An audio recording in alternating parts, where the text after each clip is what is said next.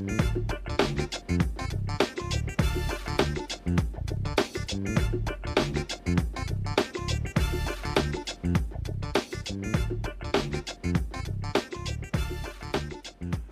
is Thursday, May 1st, 2025. Coming up on Roland Martin Unfiltered, streaming live on the Black Star Network. Vice President Kamala Harris pops out, gives a major speech last night. We'll show you what she had to say.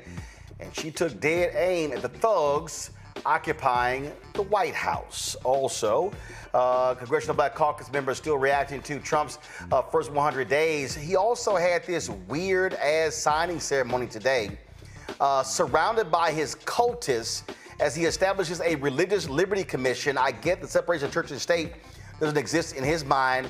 Where do we show you what these weirdos actually were doing at the White House for this fake, no good, sorry, non-existent Christian? Yeah, I got a couple of things to say. Black pollster Christopher Towler is going to be here breaking down a couple of recent data points that have been released about black and white voters in the last election. Also on today's show, we're going to talk about Shedeur Sanders. Jamel Hill, Clarence Hill had a conversation last night where Clarence said Shedeur dropping to the fifth round may not be racist because these NFL executives don't know how to respond to a black man with privilege, meaning money. I'm going to break down how he was treated. I won't call it racist, but it was racial. Oh, I'm going to explain. It is time to bring the funk on Roland Martin Unfiltered on the Black Star Network. Let's go. He's got it. Whatever the miss, he's on it. Whatever it is, he's got the scoop, the fact, the find. And when it breaks, he's right on time and it's rolling. Best believe he's knowing. Putting it down from sports to news to politics. With entertainment just for kicks, he's rolling. It's on go, roll, roll, y'all. It's Roland Martin, yeah. Rolling with Roland now.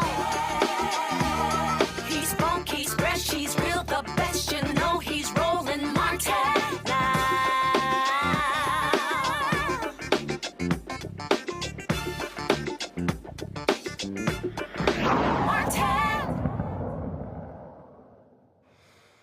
Folks, there's without a doubt, Donald Trump leads a cult. And when I say leads a cult, I mean he leads a cult. Today at the White House, he signed this Religious Liberty Commission, okay, which don't know really what the hell that is. And you want to see weird? So I want you to watch these weirdos as Trump signs this. And you got Alveda King there, you got Paula White, and then you got Pastor Mark Burns. You got a whole bunch of yahoos. Okay, watch this level of sickness.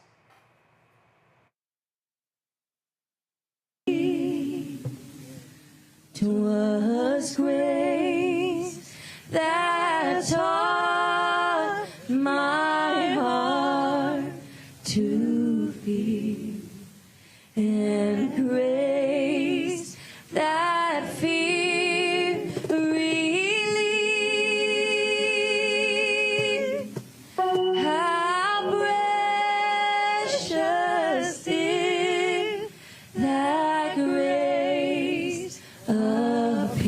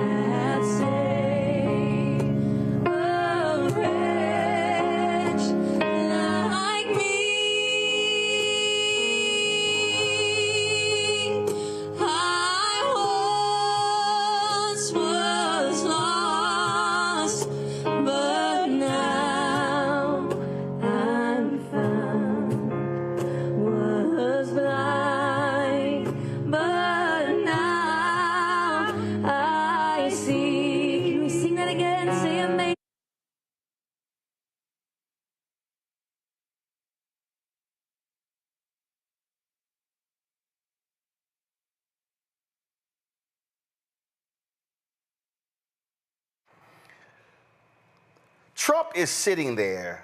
Let me zoom in. He's sitting there going, these people are weirdos. If y'all want to see a perfect example of how sick and demented white conservative evangelicals are, even they know he's a fraud. Even they know he ain't no Christian. That man fall asleep in church. Hell, he fell asleep at the Pope's funeral. How do we know he don't know a damn thing about church? Y'all, everybody know the rules. You go to a funeral for the Pope, you wear black. His ass in a blue suit.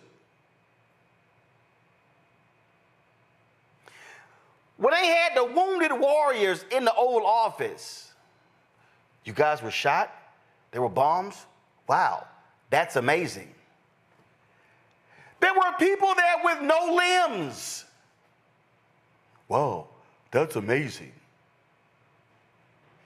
This is the greatest con job ever. But here's the real deal. The conservative evangelicals, he's their Trojan horse. They know he's fake. They know he ain't a real Christian. So what does he do? What y'all want? What y'all want? Get rid of Roe v. Wade? Got it. What y'all want? Y'all want a religious commission? All right, got it. All right, what else y'all want? As long as y'all give me y'all vote, I'll give y'all whatever y'all want. He is a fraud. This commission is a joke. These people are despicable. Every single one of them. I want to bring in my panel right now, Dr. Dola Haynes. She is Georgetown University School of Foreign Service out of D.C. Dr. Greg Carr, Department of Afro-American Studies, Howard University out of D.C. Zabora G, DEIA Consultant Employment Specialist out of D.C. Greg, I'm going to start with you. I mean, cultists, them fools, that man ain't even remote. He didn't even know how to hold a Bible right. When he cleared the crowds out to stand in front of the Episcopal Church a block from us right here, did not even know how to hold a Bible right. No, he didn't, Roland. It's quite striking, brother, as you point out. That video combined with the cult meeting in the cabinet room yesterday, at this point, I mean, we can give them credit for one thing. You've drawn the lines very close. A man who all of us probably know too much about now, but you know more than we do, coming out of Texas and having seen this clown rise for years. Dan Patrick being the chair of anything that has anything to do with religion or morals or ethics lets you know how absurd this is. Ben Carson, the vice chair, which is absurd. And looking at now in the White House's announcement, I didn't see Alveda King's name, but I saw Phil McGraw, Dr. Phil, the damn Archbishop of New York. What is he doing there? I mean, Rabbi Meyer Soloveichik was there. I suppose that's why, and of course Paula White, who you've had many times excoriated, rightly so. Franklin Graham, but Timothy Dolan, man. I mean, you're sending a message of religious intolerance. And this isn't about Judaism. It isn't about Islam. Maybe I overlooked the Muslim member. Maybe I didn't. But clearly, finally, what's going on in this country is absolutely religious fascism. Yeah. Not extremism, but fascism. And what we have to face, even as we got word this afternoon that another federal judge slapped him around, this time right there in your home district, Southern District of Texas, which includes Houston and Brownsville, saying he can't use that Alien Enemy Act to deport Venezuelans, is that there's going to be, this is an all-out war basically for the rule of law in this country, and he is determined to knock down that wall between church and state. This is the executive order here, Nola. The establishment of the Religious Liberty Commission. And you go through here, and he's talking about religious schools and all this sort of stuff, you name it. this ain't got nothing to do with any religion outside of radical, fundamentalist, right-wing Christianity. Pure and simple.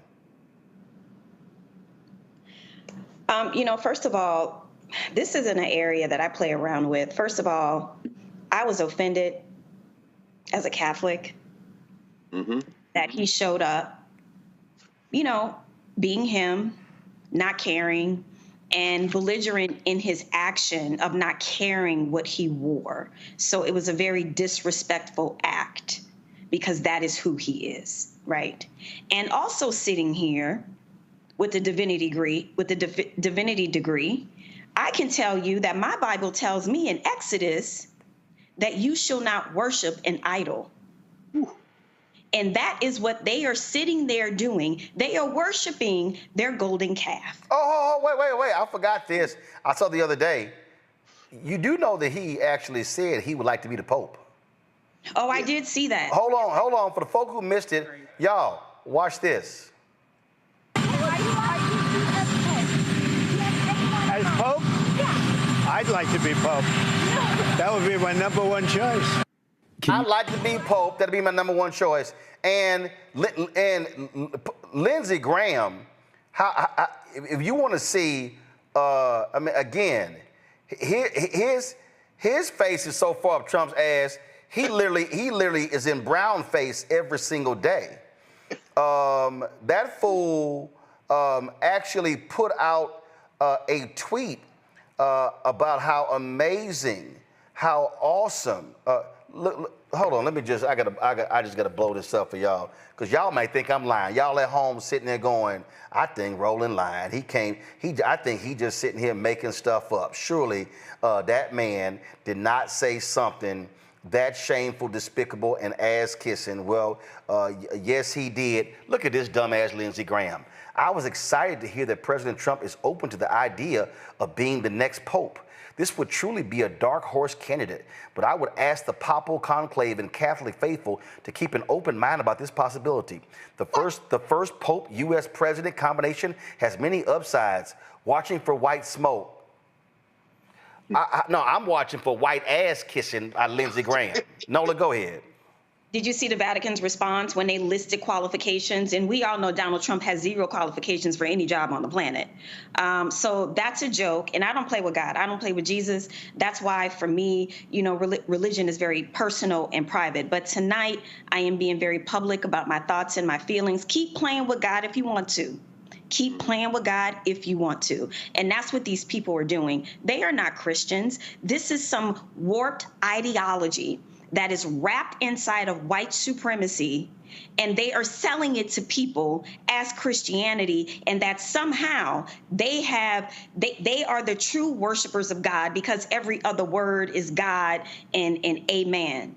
Okay, so they are pulling a fast one over on the American public for people that are actually thirsty for the word, people that are actually thirsty for the Lord, people that are actually thirsty for their lives to change. And here they are, snake oil salesmen, wholesale, selling a version, an idolatrous version of Christianity. And I'm very passionate and I'm very upset about this because this is not a game. And these people are playing with God, and keep testing them if you want to.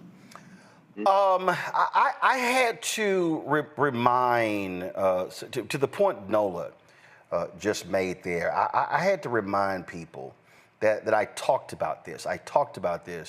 When these people said they wanted a king. And the children of Israel wanted a king, Zipporah, and God said, but y'all got me. No, we want a king. God said, okay, I'm going to give y'all a king, but I'm going to tell y'all what the king is going to do. And he laid out all the evil stuff, and they got Saul. They got Saul. Then they were crying and gnashing of teeth because God was like, no, y'all wanted a king.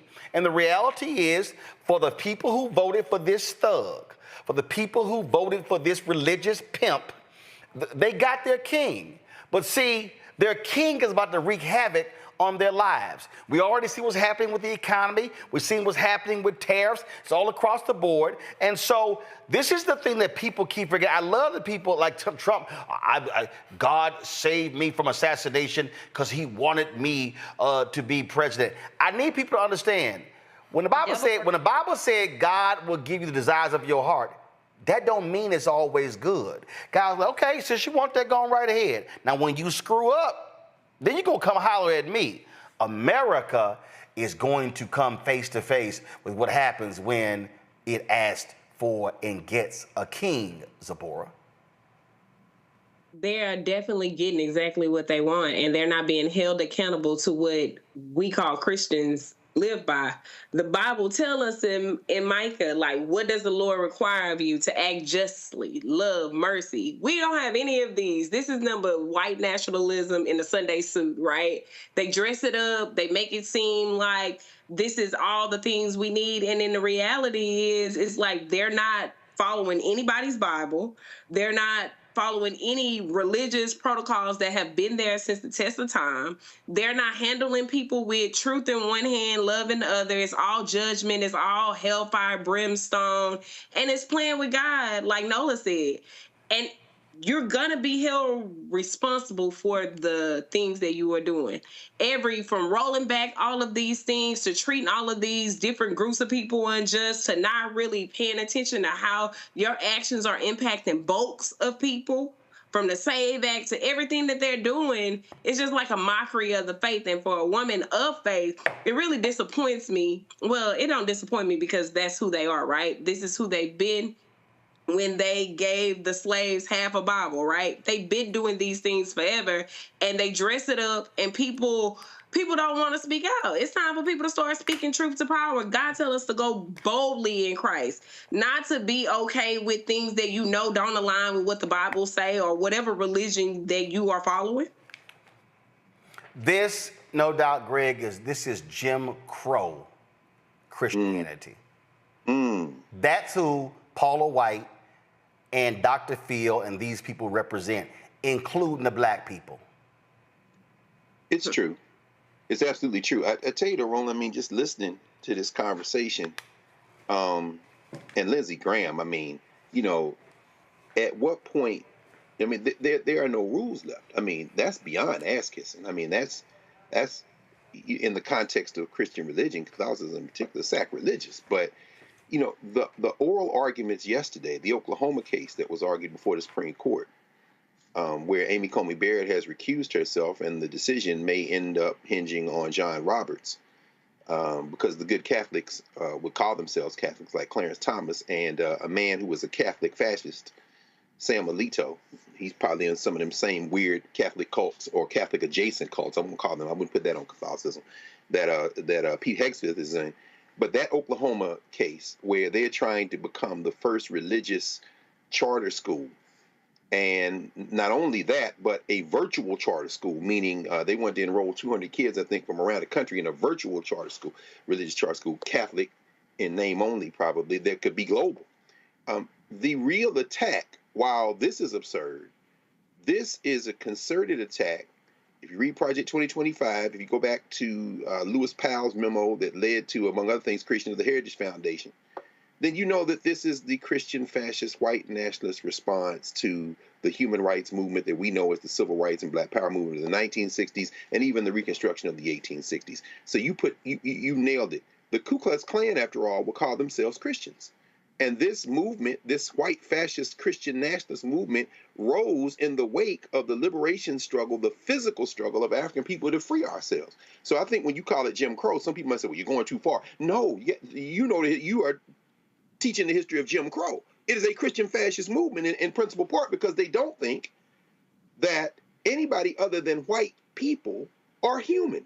And in fact, we're no different than the other non-human animals. And as far as black people are concerned, we have no souls for a lot of them. So yeah, this is not just bizarre, it's dangerous.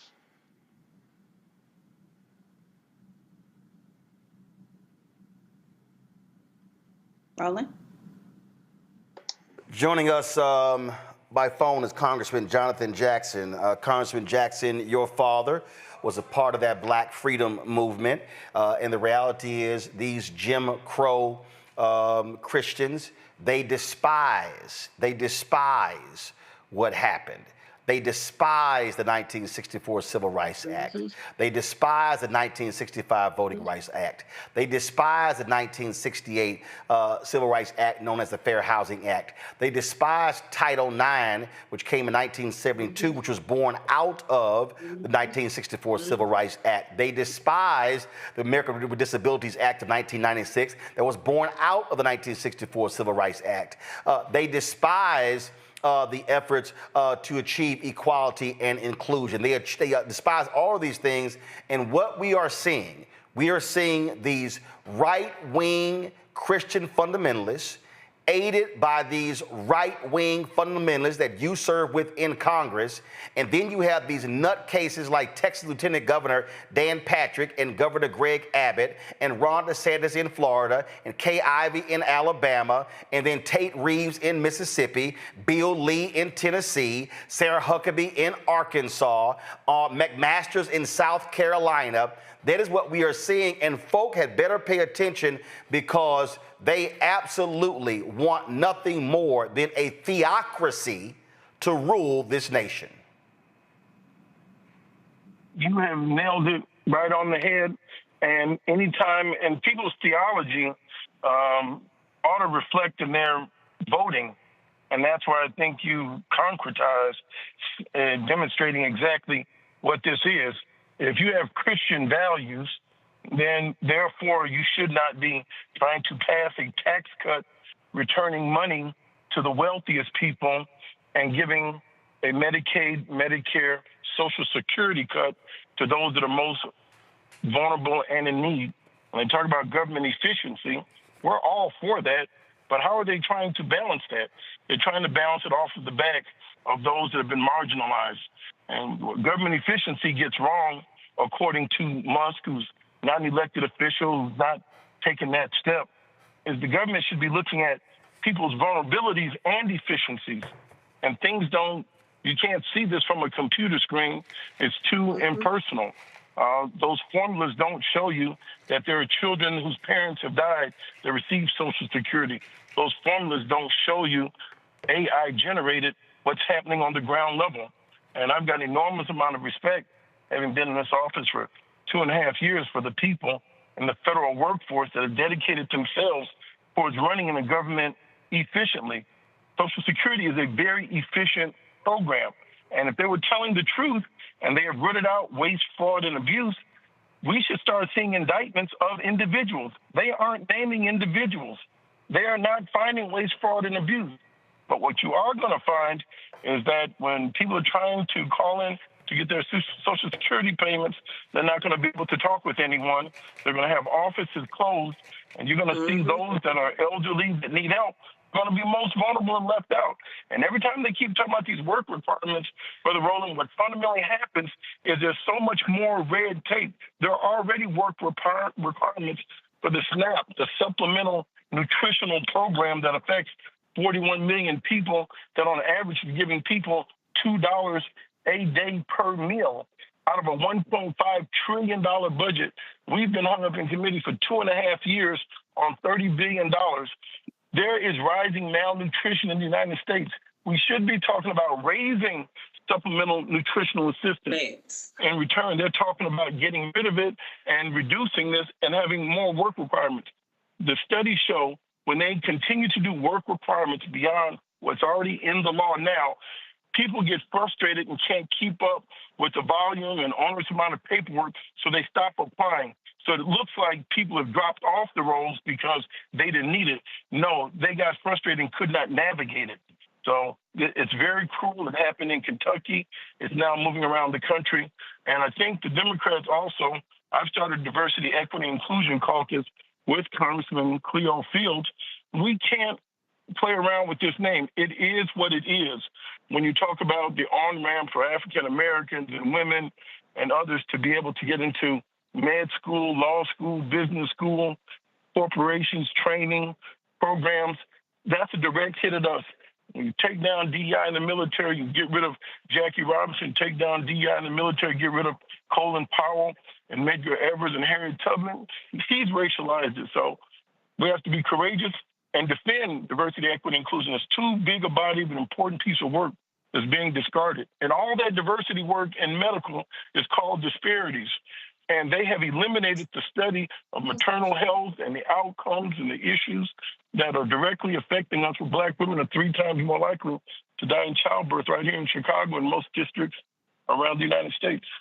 These folks, when you look at their policy, when you look at their priorities, when you look at their funding priorities, it is absolutely about the rich. It is absolutely about funding them. It is absolutely about making cuts to the poor, to the needy. These people are not Christians, and the Bible that they believe in is the Trump Lee Greenwood Bible that has the Constitution in it. I mean, and even that's a fraudulent Bible. These people have always been religious frauds. They do not abide by the teachings of Jesus in their public policy. You can't tell me that you love Jesus, yet you will support massive cuts that will lead to poor people dying across the world, and you are down with Elon Musk and Doge doing what they're doing. That is not Jesus. Yeah, I mean, what do they say? You'll know they're Christians by their love. And if they want to go in and have these cuts, we're all there. We got elected. We filled out the paperwork. We want to participate. Why is he trying to circumvent our co-equal branch of government and circumvent the process? He's not a strong president. If he was strong, he'd be able to introduce a bill, have it come to the floor, and his body would vote upon it. He's trying to do this by fiat and edict to just write things and then tie everything up in court. He's got 200 lawsuits that have been filed, 95 injunctions that are currently going on. The court system, thank God, at the state level is holding. And the case that you mentioned before regarding Oklahoma is something that we should be very, very leery of, because if this goes through and they can redefine this level of religious segregation, does that mean you can have buses just for Christians and just for Arabs and just for other people to transport you to school? Does that mean you have to now have halal and kosher food and all these different things? Like, what exactly are they pushing through? It'd be a resegregation around religious lines that we've not seen before. Indeed. And so I just want people to understand what's going on and to be very clear that what the right is doing. And listen, you got some Negroes out there. I said this one fool on Instagram always running his mouth. All he's done, see, he talks about how he hates Dems, but really what he's doing is trashing Dems and supporting Trump and their agenda. Mm-hmm. And I see all these little minions sitting here commenting and supporting. And I'm like, you fools don't even realize they don't even like y'all. They don't even like y'all. His law enforcement executive order is going to target black people. The economic policies are going to hurt black people. When you talk about food and goods and services along those lines, this is an absolutely anti-black administration. And any Negro who decides to roll up to the White House and stand with Donald Trump, that's what we say, all skin folk ain't our kinfolk. Hello. Pure and simple. Congressman Jonathan Jackson, always a pleasure. Give our best to your dad, Reverend Jackson. Stay encouraged and keep up the great work, Brother Moore. Yes, sir. I appreciate it. Thanks a lot. Thanks a bunch. Folks, going to a break. We'll be right back. Roland Martin Unfiltered right here on the Black Star Network. Next on the Black Table with me, Greg Carr. It's a rare occasion when a course taught in high school becomes a topic of national conversation, let alone a burning controversy. But that's exactly what happened with Advanced Placement African American Studies, courtesy of a certain Southern governor who's taking offense. On our next show, we take you inside the classroom for an up-close look at the course through the eyes of the teachers that teach it, the students that are taking it, and the communities that surround them. And so many of the kids we saw, the truth. And You know, it just impacts those kids in such a big way. A master teacher roundtable on the next Black Table that you do not want to miss, right here on the Black Star Network. This week on The Other Side of Change. And this is a special episode that is near and dear to our heart, especially during Earth Month, where we're going to talk about how the environment impacts our everyday life and what you can do to help solve it. The issue is that the movement has not historically created a connection with us and has had narratives that really speak to our unique lived experiences and the environmental burdens and hazards that we experience. So there's really a narrative shift that needs to happen for the mainstream climate and environmental movement to really position itself as one that is for all of us. Only on The Other Side of Change on the Black Star Network. This is Essence Atkins. What's the love king of R&B, Raheem Devon? It's me, Sherry Shepard, and you know what you watch. You're watching Roland Martin, Unfiltered.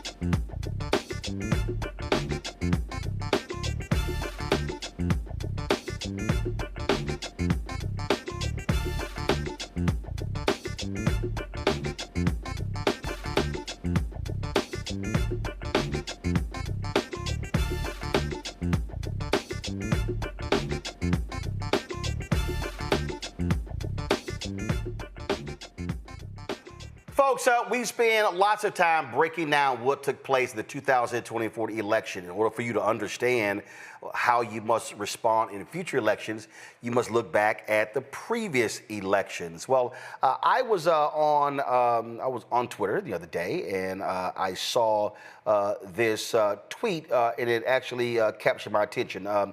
Chris Towler actually responded to it. We're going to have him on the show in about 20 or so minutes. And it was a tweet from Bernard Fraga.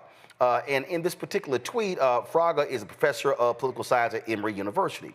And it was interesting looking at this. So this was the graph that was posted. And this is what he tweeted. He said the 2024 current population survey says there was a 10.9 gap between the non-Hispanic white turnout rate, 70.5%, and the black turnout rate, 59.6%. That's the largest turnout gap in a presidential year since 1992. So I wanted to have a conversation to unpack that. So Dr. Fraga joins us right now. I'm glad to have you on the show. So first of all, when you look at this graph, this was the third, correct me if I'm wrong, this was the third highest turnout of black voters in history. Number one was 2008. Number two was 2012. This was number three. So does this dispel the notion that black folks did not support Vice President Kamala Harris, that they did not turn out? Just explain what you put out here. Sure. Well, thank you so much for having me on, and I'm a big fan of your work, and I really appreciate the important role that you play in informing, all of us about what's going on. So, in that chart, and this is data coming from the Census Bureau, every election year, they produce a big survey where they ask people whether or not they voted, not who they voted for, but just whether or not they voted. They've been doing this since the 1960s. So it's like the longest running big survey we have. And what we saw is that, you're correct, 2008, 2012, we saw the highest rate of black turnout. 2020 had record high voter turnout overall, but as you can see in that chart, if you look at 2020 near the end, that was mostly because white voter turnout was very, very high. Black turnout was the third highest. This year in 2024, just yesterday, we found the data in the Census Bureau data archives, and what it showed was that black turnout dropped more than other groups. So it was still high by historical levels, but it dropped more than for other groups. And I think it leads to a lot of questions about what kind of failures there were perhaps on the mobilizing side, not on the side of the voters, but on the side of the mobilizers to convince black voters to turn out to vote for Vice President Harris. So when you say it dropped, so let's just walk us through. Tell us, so the highest was 2008, correct? Yep. And then Then 2012. Yep, 2012 was this historic election where the idea was it was the first time in history that, according to this government survey, black turnout was higher than white turnout. Right. That was 12. That was 12. Obama's on the ticket. What about 16? 16, it dropped maybe 5, 6, 7 percentage points. We know what happened in 2016. Donald Trump went at his victory tour and he said, thank God black voters didn't turn out to vote for Hillary Clinton. Yep. That's what sealed the victory for us. That was 2016. What 2020. What happened in 2020? 2020, we saw a high voter turnout overall, increase in black turnout. Joe Biden wins very narrowly. 2024. Hold on. Before we go to 2024, the reason I want to stay on 2020, because the reason I believe that we have to look at 2020 as an aberration because it was COVID. Because you had a change in laws, you had ballot drop boxes, you had a totally different voting issue that went on, which is why Republicans were so angry. Republicans, going back to Paul Weyrich and the rest, they do not want people to vote. They do not want an expansive voter population. They literally have said, if we have broad voting, we lose. Literally, you've had the Speaker of the House, he died a couple of years ago in Georgia, said it. In Pennsylvania, they said it. They've said, oh, give us voter ID, we're going to win. So they can't stand that. So 2020 was a different year because of absentee balloting, things along those lines. So you had an increase in white voting in 2020, right? Yeah, that's what you saw. You saw a high voter turnout for everybody because when you make it easier to vote, there you go. It's going to help everybody. It makes our democracy stronger. So now we go to 2024. Trump is back, but then you had the whole drama with Biden dropping out. Folk felt he was too old, and we were laying out the data. His poll, one of the reasons Biden's poll numbers overall was so low because it was low among African Americans. And the reality is, if you poll low among black people and you're a Democrat, your numbers are not going to be high. That's right. That's right. So in that period, that 11-week period, Kamala Harris actually repaid. The damage would have been far worse if Biden was on the ballot. Yeah. There's no doubt. So she actually repaired as much as she could in that particular window. What, though, is the lesson that we should be taking from this moving forward with the 2026 midterms next year and 2028? Well, I think the main lesson is that the Democrats have work to do.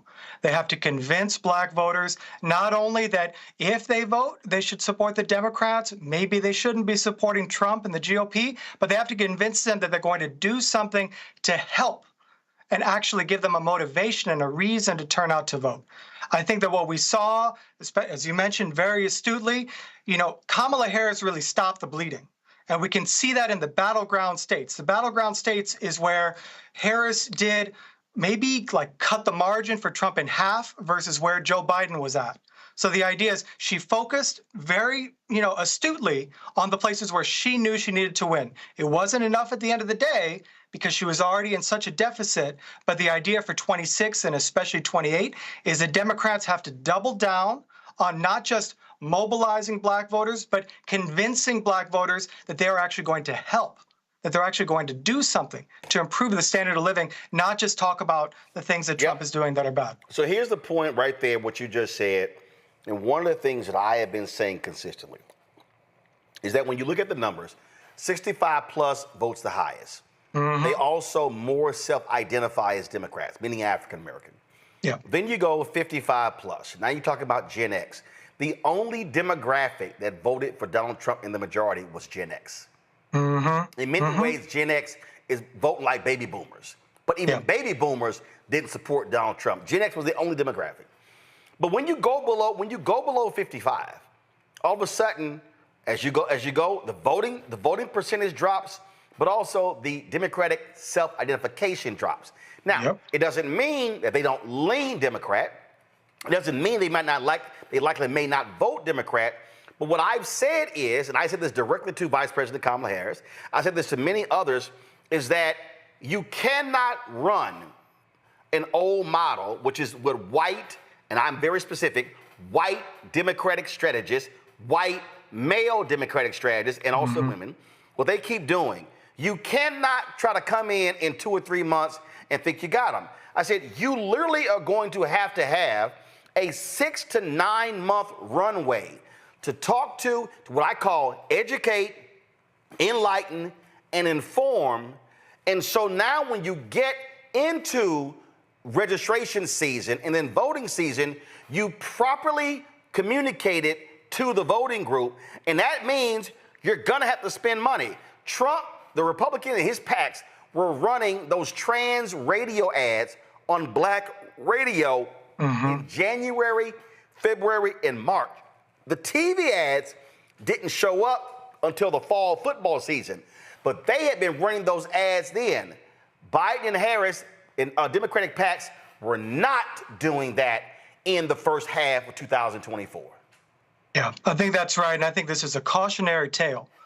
Look at what happened with Latino voters in particular. Now, we all know, you look at the data, Latinos have swung more than any other minority group towards Trump in recent election cycles. And a lot of it is just because the Republicans are making an effort in places where Democrats haven't been doing a lot of work.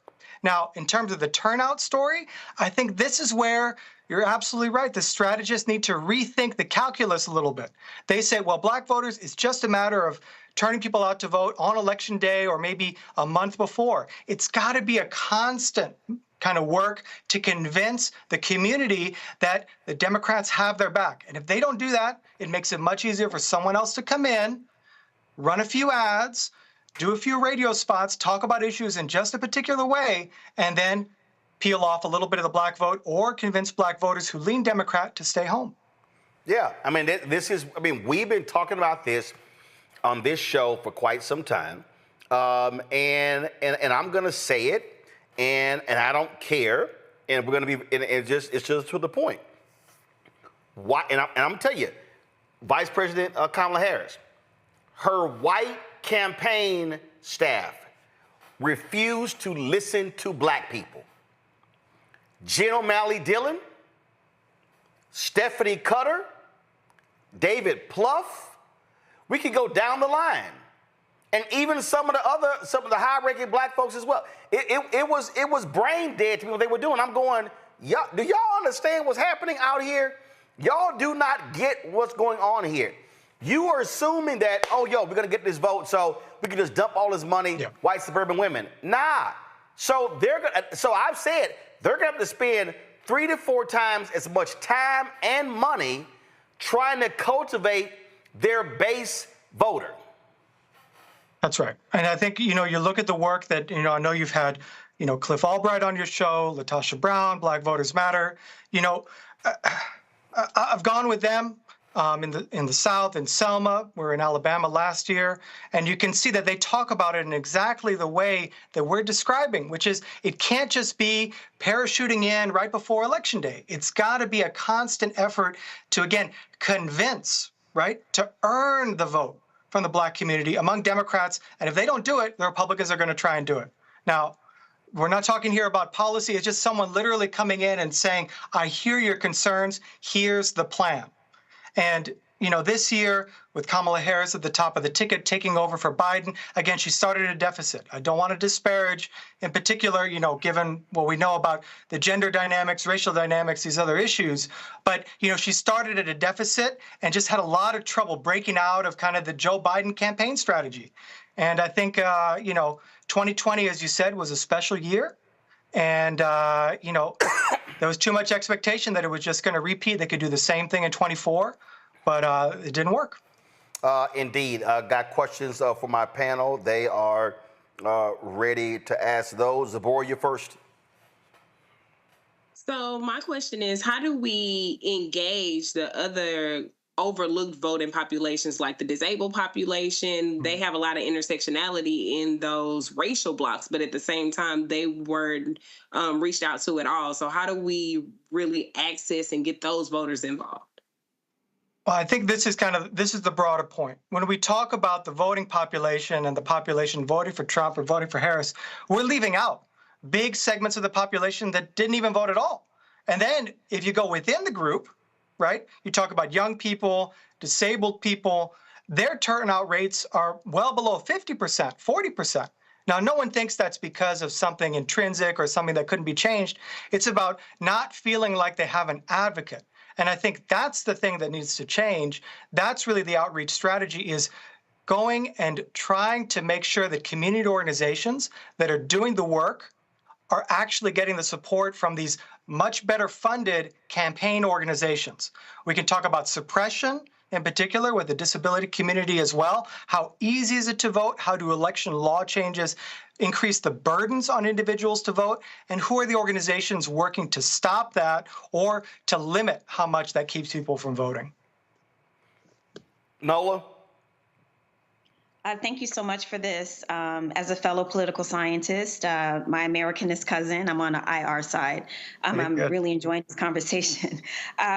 So, I wonder if you think that, I know that, foreign policy doesn't necessarily have a direct impact on voting turnout, but this, in my personal opinion, this seemed to have been a very unique cycle, the way that Israel and Gaza factored into the level of confusion and chaos. Like you mentioned, VP started off with the deficit, right? So there were a lot of things she had to break through in just 107 days, just 107 days.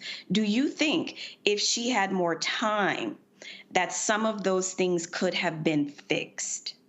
Yeah, I mean, absolutely. I think when you look at youth voter turnout and levels of support in particular, you can see the Israel-Gaza situation comes up quite a bit. Now, we don't have like the perfect set of data to really know how much that mattered. But when you look at the polling and the focus groups that are out there, you can see that especially for younger potential voters in the Black community, they were citing foreign policy and other issues, right, that again are not something where they thought Trump was on their side. They just didn't feel like the Democrats were moving in their position quite enough.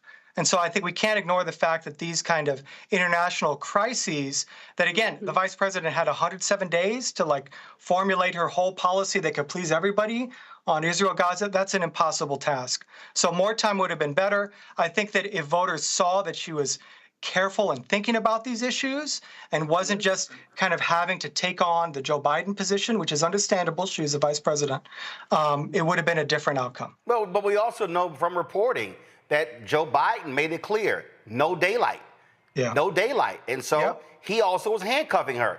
Joe Biden was too arrogant in not saying, hey, do what you need to do to win. And if that means separating from me, do what you got to do. No, he was too concerned about his own legacy and his own policy when he should have been focused on winning. You know what's, I live in Georgia. I live in Atlanta. So we get a lot of mailers around election time.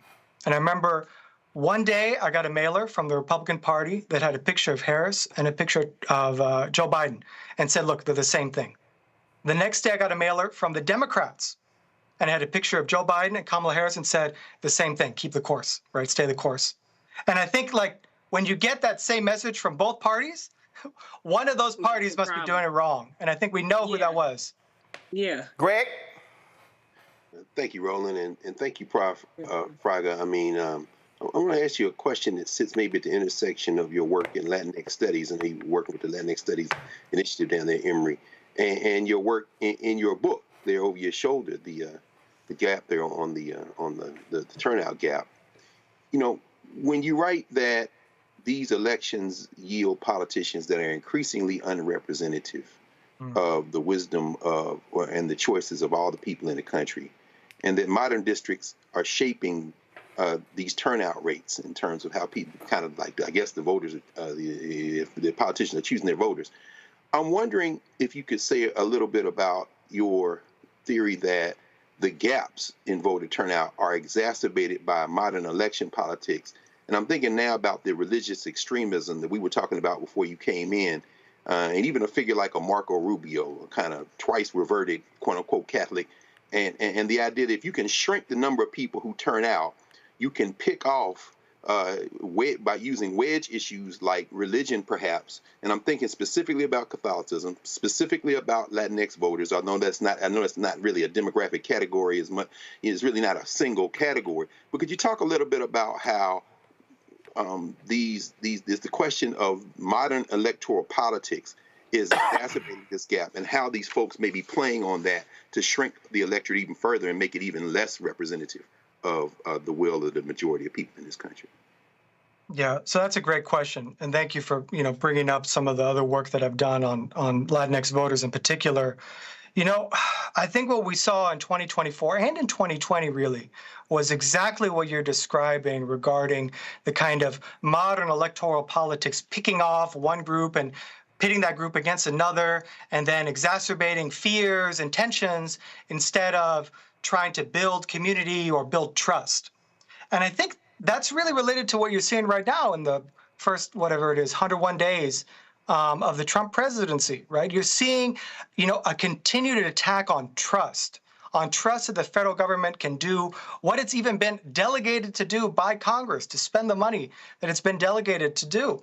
I think that when you talk about modern electoral politics, you see a lot of micro-targeting, a lot of effort to, kind of surgically identify exactly this group of voters and give them exactly the message. That's a really risky strategy to me. It's a really risky strategy to say, this group, we're going to give a message that we care about your issues. This group, we know you're already on our team, so we're just going to mobilize you. We don't care what you say, or you don't need to be talking about the issues you care about and the way you're talking about them, because that's going to alienate some other group, some other demographic group, and we know who we're talking about.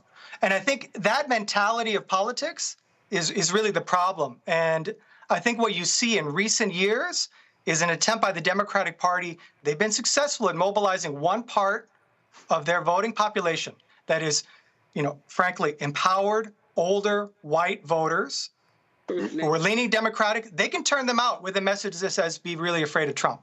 But for black voters, Latinx voters who say, doesn't matter who's in power, I'm still losing, that's not a winning strategy. Thank you, man. Well, I do have to ask you this here, because this is the piece that, and I've been watching a number of Latino activists, book authors, entertainers talk about. They've been talking about this anti-black view among Latinos. They've been talking about this desire to assimilate and, frankly, identify more as white than brown in this country. And so moving forward, how do Democrats, how do black politicians, how do you deal with that? Because the Latino voter, I'm born and raised in Houston. Latino voter is not, you can't look at Latino voter the same way as you look at black voters, because you're dealing with nationality.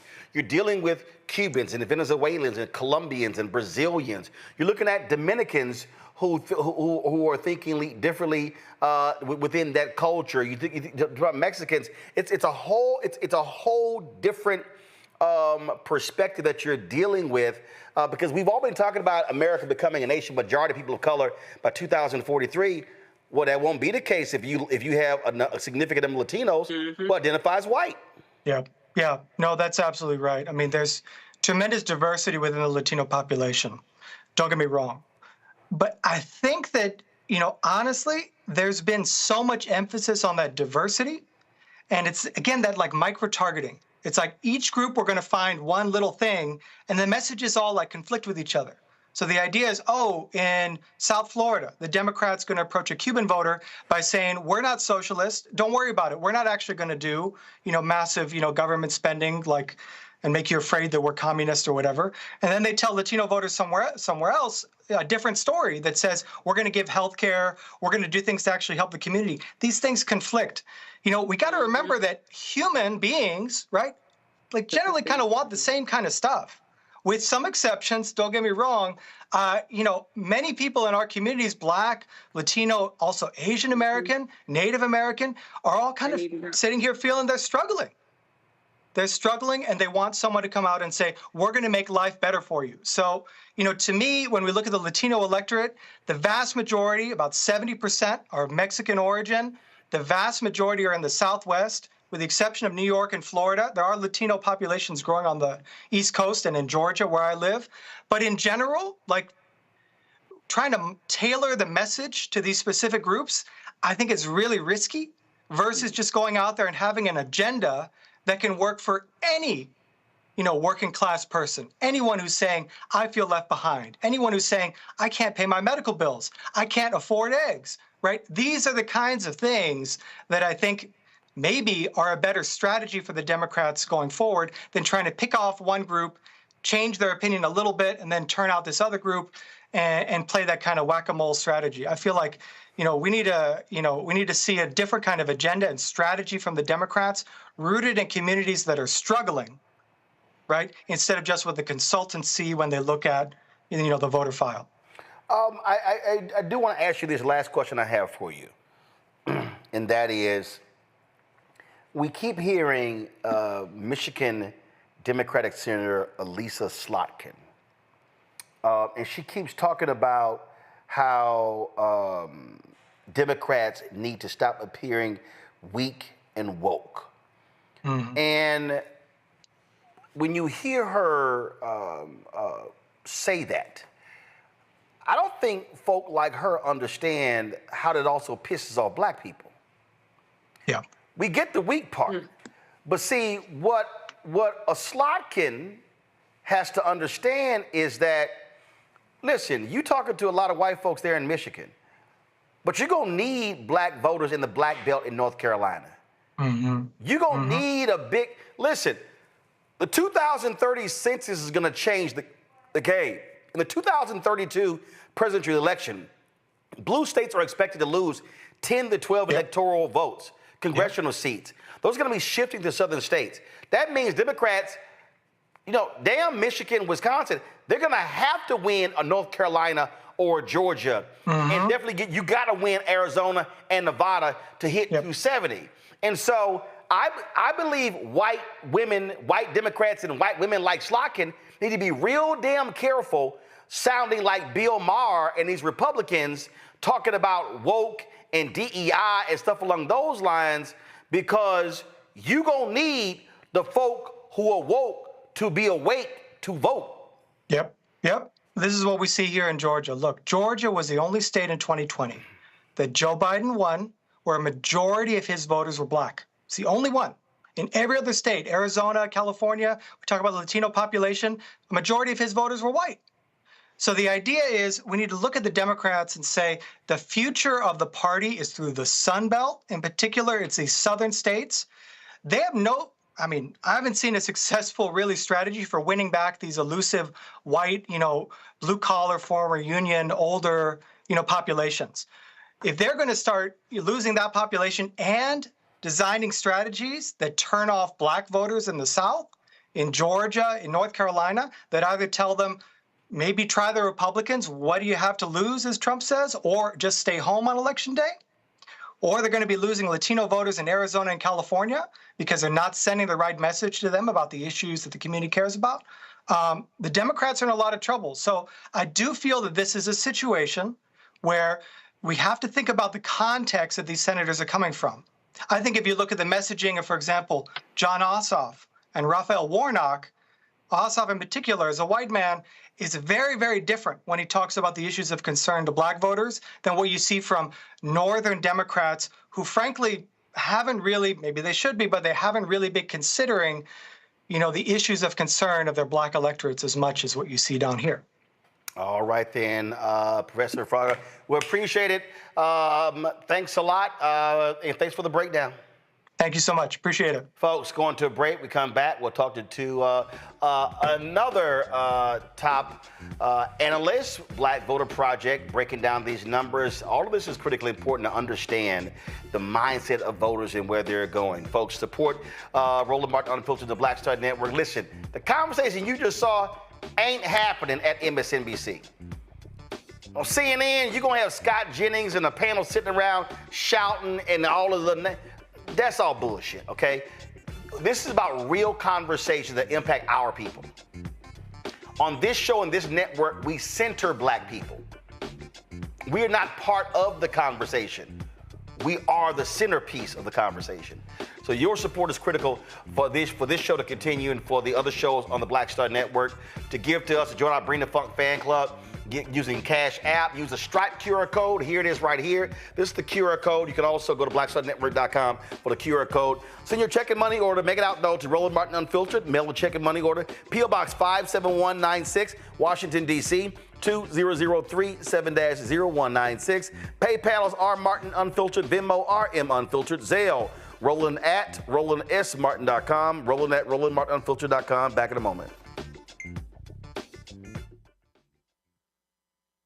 This week on the other side of change. Mass incarceration, Trump administration is doubling down on criminalization, and how it is profitable. And there's something really, really perverse about saying that we need to put people in cages in order for other people to have jobs. Like, that is not how our economy should be built. Only on the other side of change on the Black Star Network.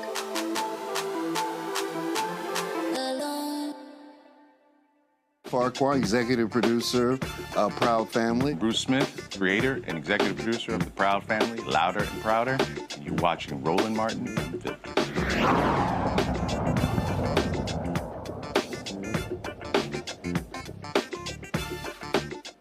Folks, we'll continue this conversation. The 2024 National Black Voter Project, the only longitudinal survey tracking black attitudes before, during, and after the election, has revealed a number of critical insights. Joining us right now is someone, you've seen him on the show numerous times before, and glad to have him back, Chris Towler, the director of the Black Voter Project, co-founder of Black Insights Research. Chris, glad to have you here. So let's walk through this. First off, you show that 86% of black voters backed Vice President Kamala Harris, matching the numbers in 2020. Yep. And it's more men as well, as you have up there. I think that's a misnomer that needs to be continuously kind of pushed back against, is that this whole idea that the black population and specifically black men shifted towards Trump at all is not anything worth spending time on, right? That did not happen. The focus, as my colleague said in the previous session, really needs to be on getting out the vote and making sure that you're getting people to the polls. Absolutely in 2026, this is probably going to be one of the most important terms of our life, and then in 2028 as well. So what you're saying is that it was a huge lie last night in this News Nation. I don't know what the hell it was. It was Chris Cuomo, Bill O'Reilly, Stephen A. Smith, and Trump phoned in. And this, of course, took place last night. Listen. Time. Mr. President, thank you for your time. It's interesting that you brought up Harvard, because when people think about Harvard, what they're basically talking about is they're asking, what do you say to those who view your actions as an attack on academic freedom rather than a defense of fairness? What do you say to that?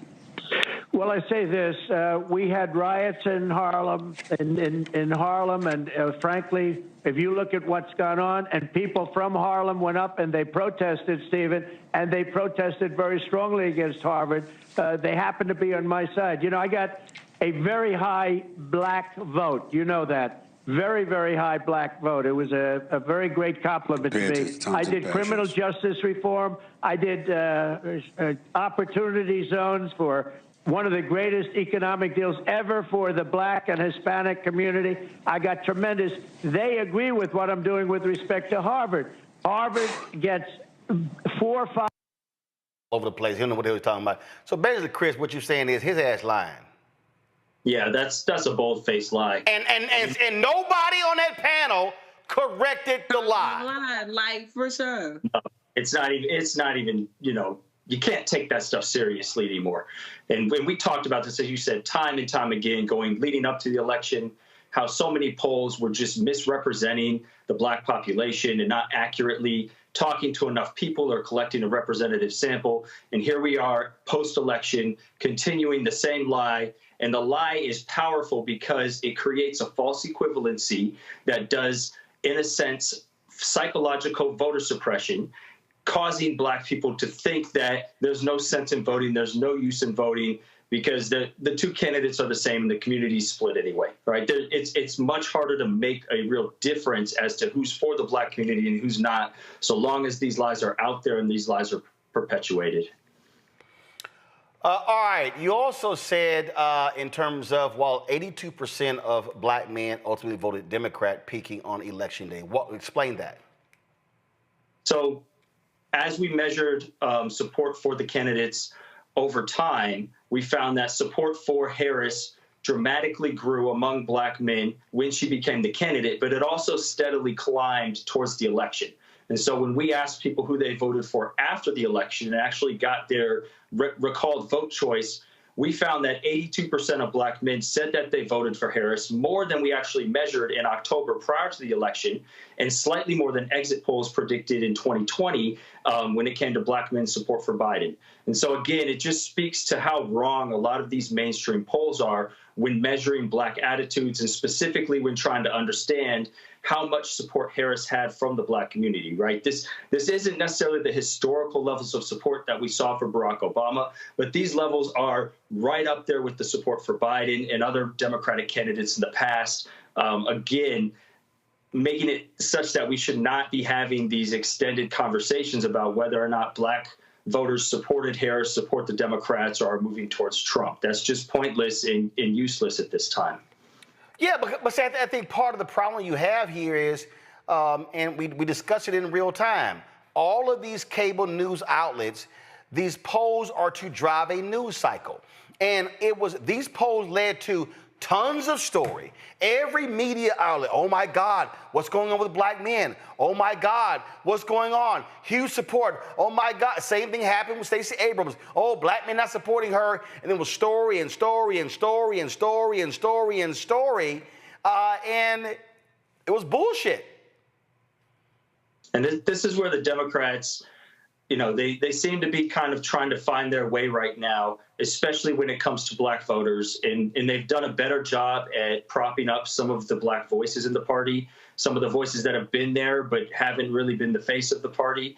But they need to be able to counter these messages and counter them in a real way, right? Have these voices, these representatives, people like Booker, people like the black representatives coming on these shows, just like Trump did, call in, counter the narrative, right? Have a voice, have a presence in the mainstream media that can counter this, because these narratives were very, very successful leading up to the election, because there was not necessarily a real sense as to what to do in response or what to say in response. But the data's out there, right? The Democrats have places that they can go and that they can look to find a counter, to find a real sort of statistical reason to shoot down these narratives, and they need to do so. It has to happen sooner rather than later. Let me tell you something. I said point blank that whoever runs in 2028, let's just say a Governor Westmore, I'm straight and running a guerrilla campaign. And what I mean by that is I'm rolling up to stuff. Just what you said.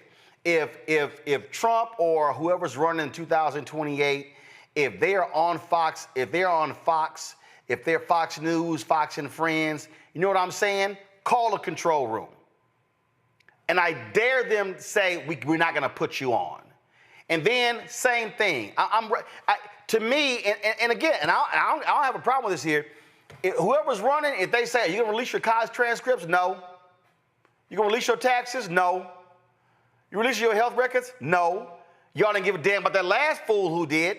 See, if you keep trying to play a game that no longer exists, then you're gonna get the end result of that same old game. I just think that, again, whoever is running, they got to be swinging in a much more different way, and they got to tell these campaign strategists, go sit your ass down. I got to talk to people. I got to touch people. I got to reach people. I got to communicate with people. And the regular old way of doing it, that ain't happening. Yeah, that's exactly what we've been hearing from black voters as well. We've been talking to people in focus groups since the election, and the people that vote all the time, the high propensity likely voters, when we ask them how do they feel about the election, they're sophisticated enough to understand the role that sexism, misogyny, racism played in sort of Harris's downfall, in her inability to pull together a successful campaign in such a short time. But when we talk to those unlikely voters, the voters that would have made a difference in this election, what we're hearing black people say is that, oh, we didn't really hear from her enough. We didn't know who she was. We still wanted to get to know her. The Democrats don't have a backbone. They're not strong enough. They seem pretty weak. We don't believe that they're going to do much for us. And so this narrative that you're pushing absolutely needs to be front and center, right? And it absolutely has to be done in a way that it's convincing voters, especially black voters, that they're going to work differently and that these representatives that are Democratic representatives are going to fight for the people in a way that actually makes them believe they can withstand Trump and the MAGA movement. That's something that really hasn't been done yet. Questions for the panel. Nola, you first. Thank you so much for your very, very important work. So, you know, I want to talk about not only how Black men were specifically targeted. What I've been trying to figure out is why. You know, like I am a student of history, and in terms of like, you know, how strategies are effective, you know, divide and conquer. And there's this narrative that's out there that Black women, that we have been able to be more successful and Black men are left behind, and that the Harris campaign somehow was the embodiment of that. And I'm just trying to figure out, you know, where those narratives come from, and the folks that you are talking to on the ground, if you are also hearing those kinds of things, because I can't tell you how many times I've heard that as a Black woman. Are you also hearing that in terms of how people are making up their minds and how it's altering their behavior, especially Black men, in terms of voting? Yeah, I am hearing a bit of that, and heard all of these sort of misinformation tactics throughout the campaign.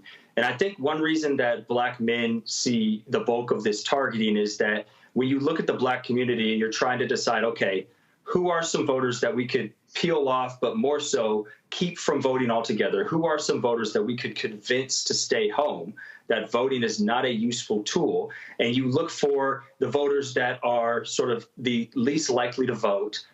Black women, as we know, always voted some of the highest rates across the country, right? And then you look at the voters who are also sort of the lesser of the educated group when it comes to men and women. And again, women, Black women in particular, are some of the highest educated people in the country as well. And so Black men as a group, as a cohort, kind of stands out as, oh, this is where we want to target this misinformation. This is where we're going to have the best opportunity to not necessarily peel off voters, but to keep them home.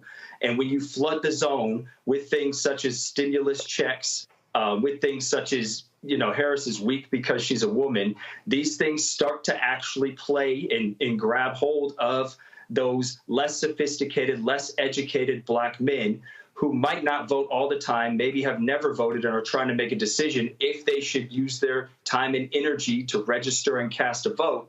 And they get all this information, and it puts them in a position where it seems like doing everything they might need to do, go register to vote if there's a voter ID law, get the subsequent ID to vote, find out how to vote, maybe find a polling place, maybe have to take time off work. All of these things start to seem less and less worth it when this misinformation is creating a narrative suggesting that voting, particularly for Black men, isn't going to benefit them much at all, right? Or voting for a particular candidate isn't going to help them as much as others might say. And so there's absolutely a misinformation campaign that was very successful in 2024 and is continuing. And I believe there's very specific reasons why Black men in particular are the targets. Greg? Thank you, Roland, and thank you, Chris. Looking at your at the study, this recent study, and looking at some of the Wave 4 results, my question has to do with a couple of things. When your research reveals that post-election there's been maybe some reversal, I think is how you characterized it, how y'all characterized it, of the attitude the Democratic Party is more welcoming, and that fatigue, exhaustion is playing a role in Black attitudes toward electoral politics at this juncture. I'm wondering, as we sit here on May Day, with over 1,000 rallies going on around the country, Bernie Sanders is in Philly today, Ocasio-Cortez in New York, and so forth, whether or not you feel like the politics of race. And I know one of the other things that looks like you all found is that in this next election cycle, presidential election cycle, black folks say race is the most important thing for them in terms of a racial candidate. Do you think that candidates, particularly black candidates, thinking about even Vice President Harris, former Vice President Harris, her speech yesterday where she seems to be opening up a little bit more, maybe breaking away from, as Roland Austin refers to, the most smart-ass white boys, the ones that tied her to the Biden agenda this last time, maybe cost her the election. Do you think that black candidates should lean in harder to class-based issues and kind of speak to the majority of people in this country who are struggling, and maybe attune that rhetoric and attune that critique of policy and discussion of what kind of policies that they will advance more with the kind of rhetoric we probably heard around the country today on May Day in terms of working class folks and class issues? I think that when looking at the pool of candidates, it's going to be really important first for the Democratic Party to continue to offer platforms for some of the more prominent black voices in the party, whether it is Harris or Booker or Jeffries or Crockett. Someone like that, or someone else even, is going to have to be a prominent voice in the party that's speaking to and sometimes for black people as a representation. That's really, really important to black voters coming out of this election cycle. It also seems like black voters do care about economics, but whether it's coming from a black candidate or not, there is a need for economics to be contextualized within both not only how it's going to help the working class, but how it's going to help the black working class. And in understanding that there have been past movements, and this is really one of the knocks that I've seen on Bernie Sanders over time. There have been a number of past movements focused on economics that don't necessarily speak to how the black community is oftentimes extra exploited, right? There's this extra step of exploitation within our economic system because of racial discrimination attached and the intersection of race and class. And so when we think about the way that the Democrats can move forward, I mean, the previous guest, talked about sort of micro-targeting. I think that that's absolutely a important thing to think about with the Latino community, but with the black community, the way that we have such sophisticated technology today with AI and social media targeting and like ads and really measuring who people are by what they do on their devices, there's no reason that the Democrats can't come up with a strategic campaign message that is targeting black people and really emphasizing how these issues are important to the black community, or how Trump and the MAGA movement is hurting specifically the black community, in addition to any other message that they put out there. But for me, for these things to really matter, they really have to be honed and focused, not just on how black people are represented in the party, but how the party is going to specifically protect, defend, and fight for the black community. Mm-hmm. Thank you. Zabora? Thank y'all both so much. I think my question stems from, you were talking a little bit about the intersectionality of classism and racism, and I'm thinking of all the other things, right? Especially, I'm from Texas, I'm from Houston, and when I think of Obama time, they came into Beaumont. Michelle Obama spoke there. Obama spoke in Houston, and they did all of the little communities that were big enough to have big pockets of black people.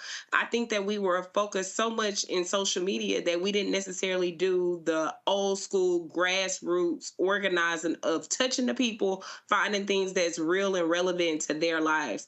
So my question to you is, how do these teams weren't listening. Clearly, they weren't in the communities. They weren't seeing what the communities really need. And yes, fine to send a politician there, but what can we do to really organize utilizing the resources that are already in these communities and being culturally sensitive to those communities and their needs? Yeah, that's a great point. I'm in the camp that the time limit on Harris's campaign was really detrimental to her ability to win the presidency, that the fact that she was not able to run a full campaign or possibly have announced her candidacy, years prior and have that set up so that she was the candidate going into 2024 really hurt her. And that if she had more time campaigning, she might have been able to, close that gap in a way, if you will, between Trump and herself, especially in some of these states like Wisconsin and Michigan and Pennsylvania, where you're talking about just a couple 100,000 votes, right?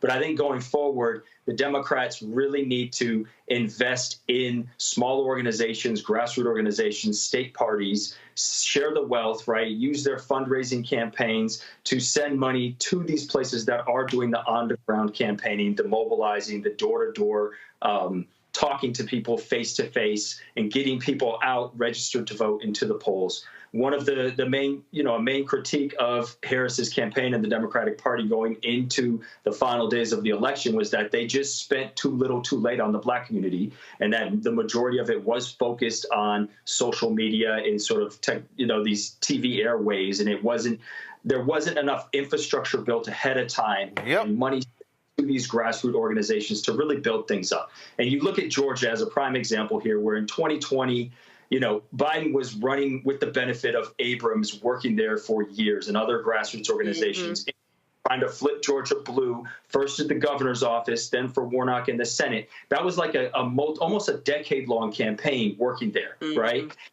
We lost that, right? That did not happen again in 2024. We don't see enough of that as we're going to need across other parts of the country, places like North Carolina, right?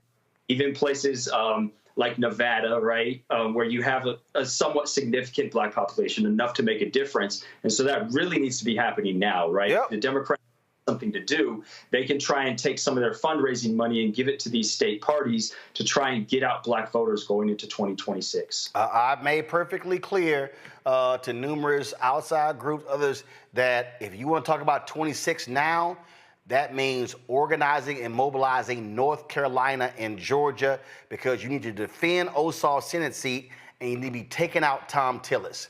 And if you're going to go to North Carolina, go sit your ass in East North Carolina. Stop trying to go to Raleigh, going to Charlotte. No, you need to be in East North Carolina, because it is a trove of Black votes there, and they do not get the level of attention. Vice President Kamala Harris only went to North Carolina one time. One time when she went to Greenville. That made no sense whatsoever. Chris, we appreciate it, man. Thanks a lot. Thank you. Folks, Shedeur Sanders slides to 5th in the draft. Some are saying he's racist. I think it's racial. I'll explain next, right here on Roland Martin Unfiltered and the Black Star Network.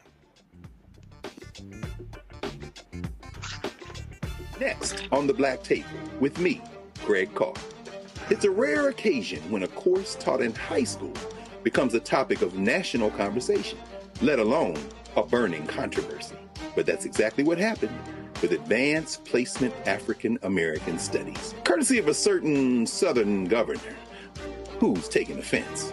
On our next show, we take you inside the classroom for an up-close look at the course through the eyes of the teachers that teach it, the students that are taking it, and the communities that surround them.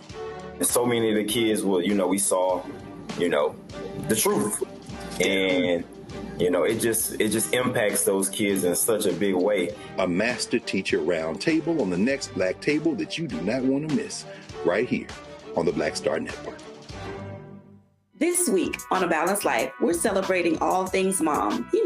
Your mother figure, your auntie, your grandma, your Mimi, anyone in your life who has taught you everything that you need to know about what it means to be a woman.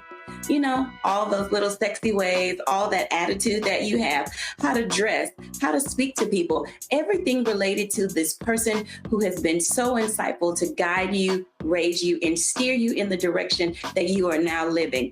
We celebrate moms and all their wonderfulness, and even our moms who oftentimes tell us like it is, girl, get yourself together.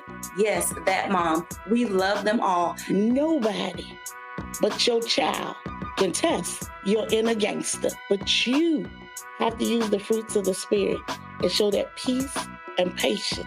And that's here next on A Balanced Life on Black Star Network.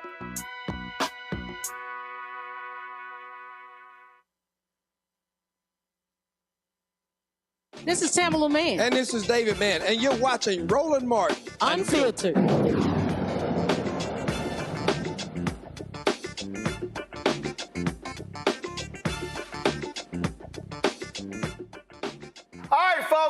So I have not weighed in on Shedeur Sanders and what's been going on with the NFL draft. And so I saw this clip. Jemele Hill, Clarence Hill, talking about it. Ooh, and it piqued my interest. Roll it. I do think that the NFL is not used to a black kid, especially a black quarterback who comes from privilege. Okay. Who carries away with a certain confidence. Right. And so we're used to that with Johnny Manziel's and some other guys who are cocky and confident. But I think that they're not used to. And listen, I mean, we've been in sports all our life. They're used to black kids from single mothers who are happy to be in the league, who whatever else. And this kid does not have to. He didn't grow up hand to foot, hand to mouth, and he doesn't have to. Maybe he should have, like I said, that's part of the thing, but he's going to carry himself a certain way, and I think that rubs some people wrong too. Yeah. Right, wrong, but all of course, he's a good kid. Yeah, No, like there is, I think if the worst thing you can say about him is that he's overconfident and cocky, I'll take that for anybody. Right. But the only reason I hear what you're saying, and I don't want people in the chat because they've been killing me because I said, like, I don't think this was really about racism. I think about a lot of things. It's not about that, but I think the nuance of it, there's some of, I don't really know how to deal with this kid from privilege, black kid from privilege. The NFL is not used to black kids from privilege. All right. I want you to play that one more time. I do think that the NFL is not used to a black kid, especially a black quarterback who comes from privilege.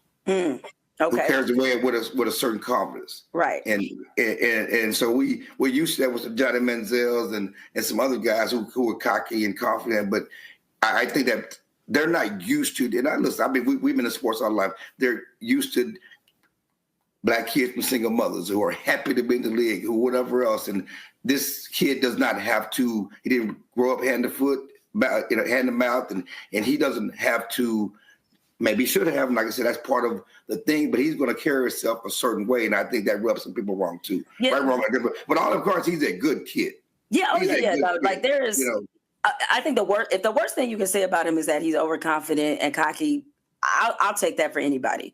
Right. But the only reason I hear what you're saying, and I don't want people in the chat because they've been killing me because I said, like, I don't think this was really about racism. I think about a lot of things. It's not about that, but I think the nuance of it, there's some of, I don't really know how to deal with this kid from privilege, black kid from privilege. The NFL is not used to black kids from privilege. NFL is not used to black kids from privilege. And so we've seen these stories in terms of how people have taken issue with Shedeur Sanders and how he presented himself and what he wore and all these different things like that. And when Jemele said, well, I don't think it's racist. See, I keep telling y'all, this is the greatest mistake that we keep doing. We go racist, and the response is not racist. We go, this is racist. Then the response is, no, it's not racist. So that then becomes a debate. Racist, not racist is a debate.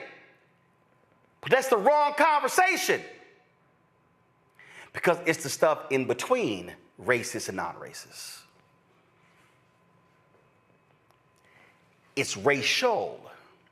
Now, I know some of y'all right now looking at me, y'all listening, y'all like, ooh, I'm confused now. Now, Roller, you say it's not racist, but it's racial. Okay. So let's take Shedeur being cocky, being arrogant, being overconfident. I'm familiar with that. Because white folks been saying that to me my whole career. So let me give you a perfect example of what that looks like. Clarence used to work at the Fort Worth Star-Telegram. He came there on the tail end. Actually, Clarence was there after I left. And when I was there, my alpha brother, Roger B. Brown, God rest his soul, he was the only black male sports writer at the Fort Worth Star-Telegram.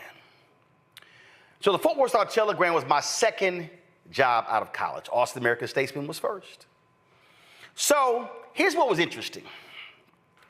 In working at the Fort Worth Star-Telegram, I was a City Hall reporter. Now, mind y'all, I graduated from Texas A&M, December 1991. I spent 13 months at the Austin American-Statesman. When I got the job at the Fort Worth Star-Telegram, that was my third promotion in 13 months. I don't think some of y'all heard what I just said. I was a South Neighbors reporter coming out. Matter of fact, I got to take it back. I interviewed the Austin American-Statesman. They offered me the job, $20,000 a year. I know I'm better. I ain't taking the job. Y'all got to offer me 22. Y'all got to offer me 10% more. Straight up. I know they were like, who the hell? Now understand, Knight Ridder was the second largest newspaper chain in the country. There was a guy named Bill Baker. He was vice president. Bill Baker, I met him at National Association of Black Journalists Convention. Bill Baker tells me that you know what? I think you would really work at one of our smaller papers. So he felt that, you know what? A good fit for me was their newspaper in Brayton in Florida. I looked at it and I was like, ooh, that circulation too small. Y'all too small. I'm better than that size paper. Bill Baker was stunned. He was like, wait a minute, hold up. Wait a minute, hold up. Did this black kid say he was better? Yes, I was. I was way better than the Brayton, Florida newspaper. So I got the Austin American-Statesman job. I'm there 6 months. They promote me to county government reporter. Unheard of. 7th month, the Houston Chronicle comes after me. Houston Chronicle, the largest newspaper in the Southwest, my hometown newspaper. They wanted me to cover the police beat. I was like, I can go back to Austin. I knew I wasn't covering the police beat because I ain't like the police beat. Now, I remember sitting in the interview when assistant managing editor Tommy Miller, and the look on his face was like, hold up, I know this black kid who is 7 months out of college is not telling me that he is not interested in working the police beat for 2 years at the largest newspaper in the Southwest United States. He was correct. I did not want to work the police beat because I knew I was better than that. I made it clear I wanted to work a political beat. He pulls a chart out to show me it's going to be at least 3-4 years before that could even remotely happen. I was like, well, I ain't coming here. Austin American-Statesman tells me, well, what they offering? Well, you talk yourself out of a job here at 27? Okay. 5 months later, Fort Worth Star-Telegram calls me. Offered me $32,100. The Austin American-Statesman says, can we match? No, y'all told me 27 was too much. Hell, you damn sure not gonna match 32. I wouldn't even let them counter. So I go to Fort Worth, City Hall reporter. I'm not even there a week. Riot breaks out at the Dallas Cowboys Super Bowl parade. They send me over there, race there, kick-ass coverage. They like, oh shit, this kid good. So check this out. I'm the City Hall reporter. There's a white guy who's a county government reporter. We're sitting across from each other. We're the same age. Now, what was interesting is that the white editors, he was aggressive. He was a go-getter. Loved him. But there was a period where he made a series of mistakes that required us to run corrections in the paper. Oh, I mean, just be careful, but when you're a go-getter, those things happen. I'm watching this, and I'm like, really? Now, I'm watching how the white editors are embracing him and, oh my God, putting him under their arm, but then looking at me like I'm an alien. 2 reporters, 1 black, 1 white, same age, city government, county government, and the white reporter was aggressive, was a go-getter, was assertive, had great potential, had potential for greatness. Black reporter, you arrogant, you cocky, you overconfident, you think highly of yourself. I'm commuting between Austin and Fort Worth. And that was a guy who I worked with at the Austin American-Statesman, legendary political reporter, who was married to the news director at the station where my then wife worked at. So he took it upon himself to say he was my mentor. I ain't asking him to be my mentor. I already had mentors, it wasn't him. So one of my trips back to Austin, I was commuting. He said, I want you to come by the house for dinner. So he made some soup or whatever. And we're sitting down talking, and he says, you know, I'm hearing things. What do you mean? Now, y'all, I'm only at the paper 3 or 4 months. You know, I'm hearing things. I'm hearing that you wear your ambition on your sleeve. I want y'all to listen to I need y'all to listen to the phrases. That you wear your ambition on your sleeve. That you're cocky. And I said, it's interesting. I hear that you say stuff like, you're gonna be a publisher one day. I said, well, actually, that's not me saying that. That's other staffers saying, we're gonna be working for you one day. I said, I'm sorry. Other folk are seeing this in me, so you want me to diminish. See, I'm about to say something because y'all about to miss this. So you want me to shrink who I am in order to make them more comfortable. So, white male reporter, and see, here's the crazy thing. That white male reporter is a national journalist. If I said his name, y'all know who I'm talking about. So both of our careers have gone national. But how they were looking at him was totally different than how they were looking at me. It gets better. So one day, I'm at my desk, and one of the two of my editors, Kay Northcott, now deceased, comes to talk to me. I don't know what the conversation was about, but I remember this part of the conversation. At one point, she's standing there, a little short. At one point, she goes, y'all gonna love this here. You need to get your production up.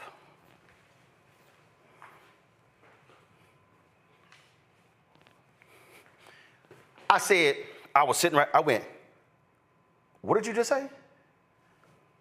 I said, excuse me? Y'all, I pushed my seat back. This is no lie. I pushed my seat back and I started walking in a circle.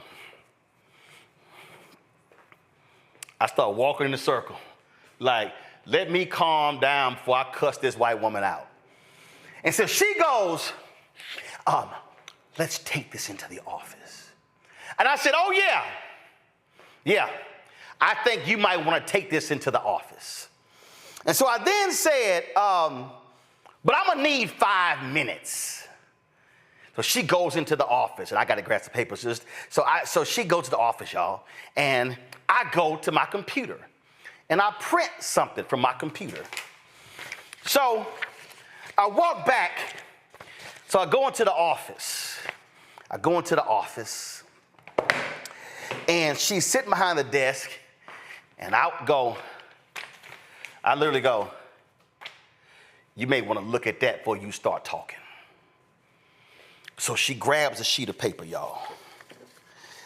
And then she's looking at it. And then she looks at me. And then she looks back at the paper. You know what she was looking at?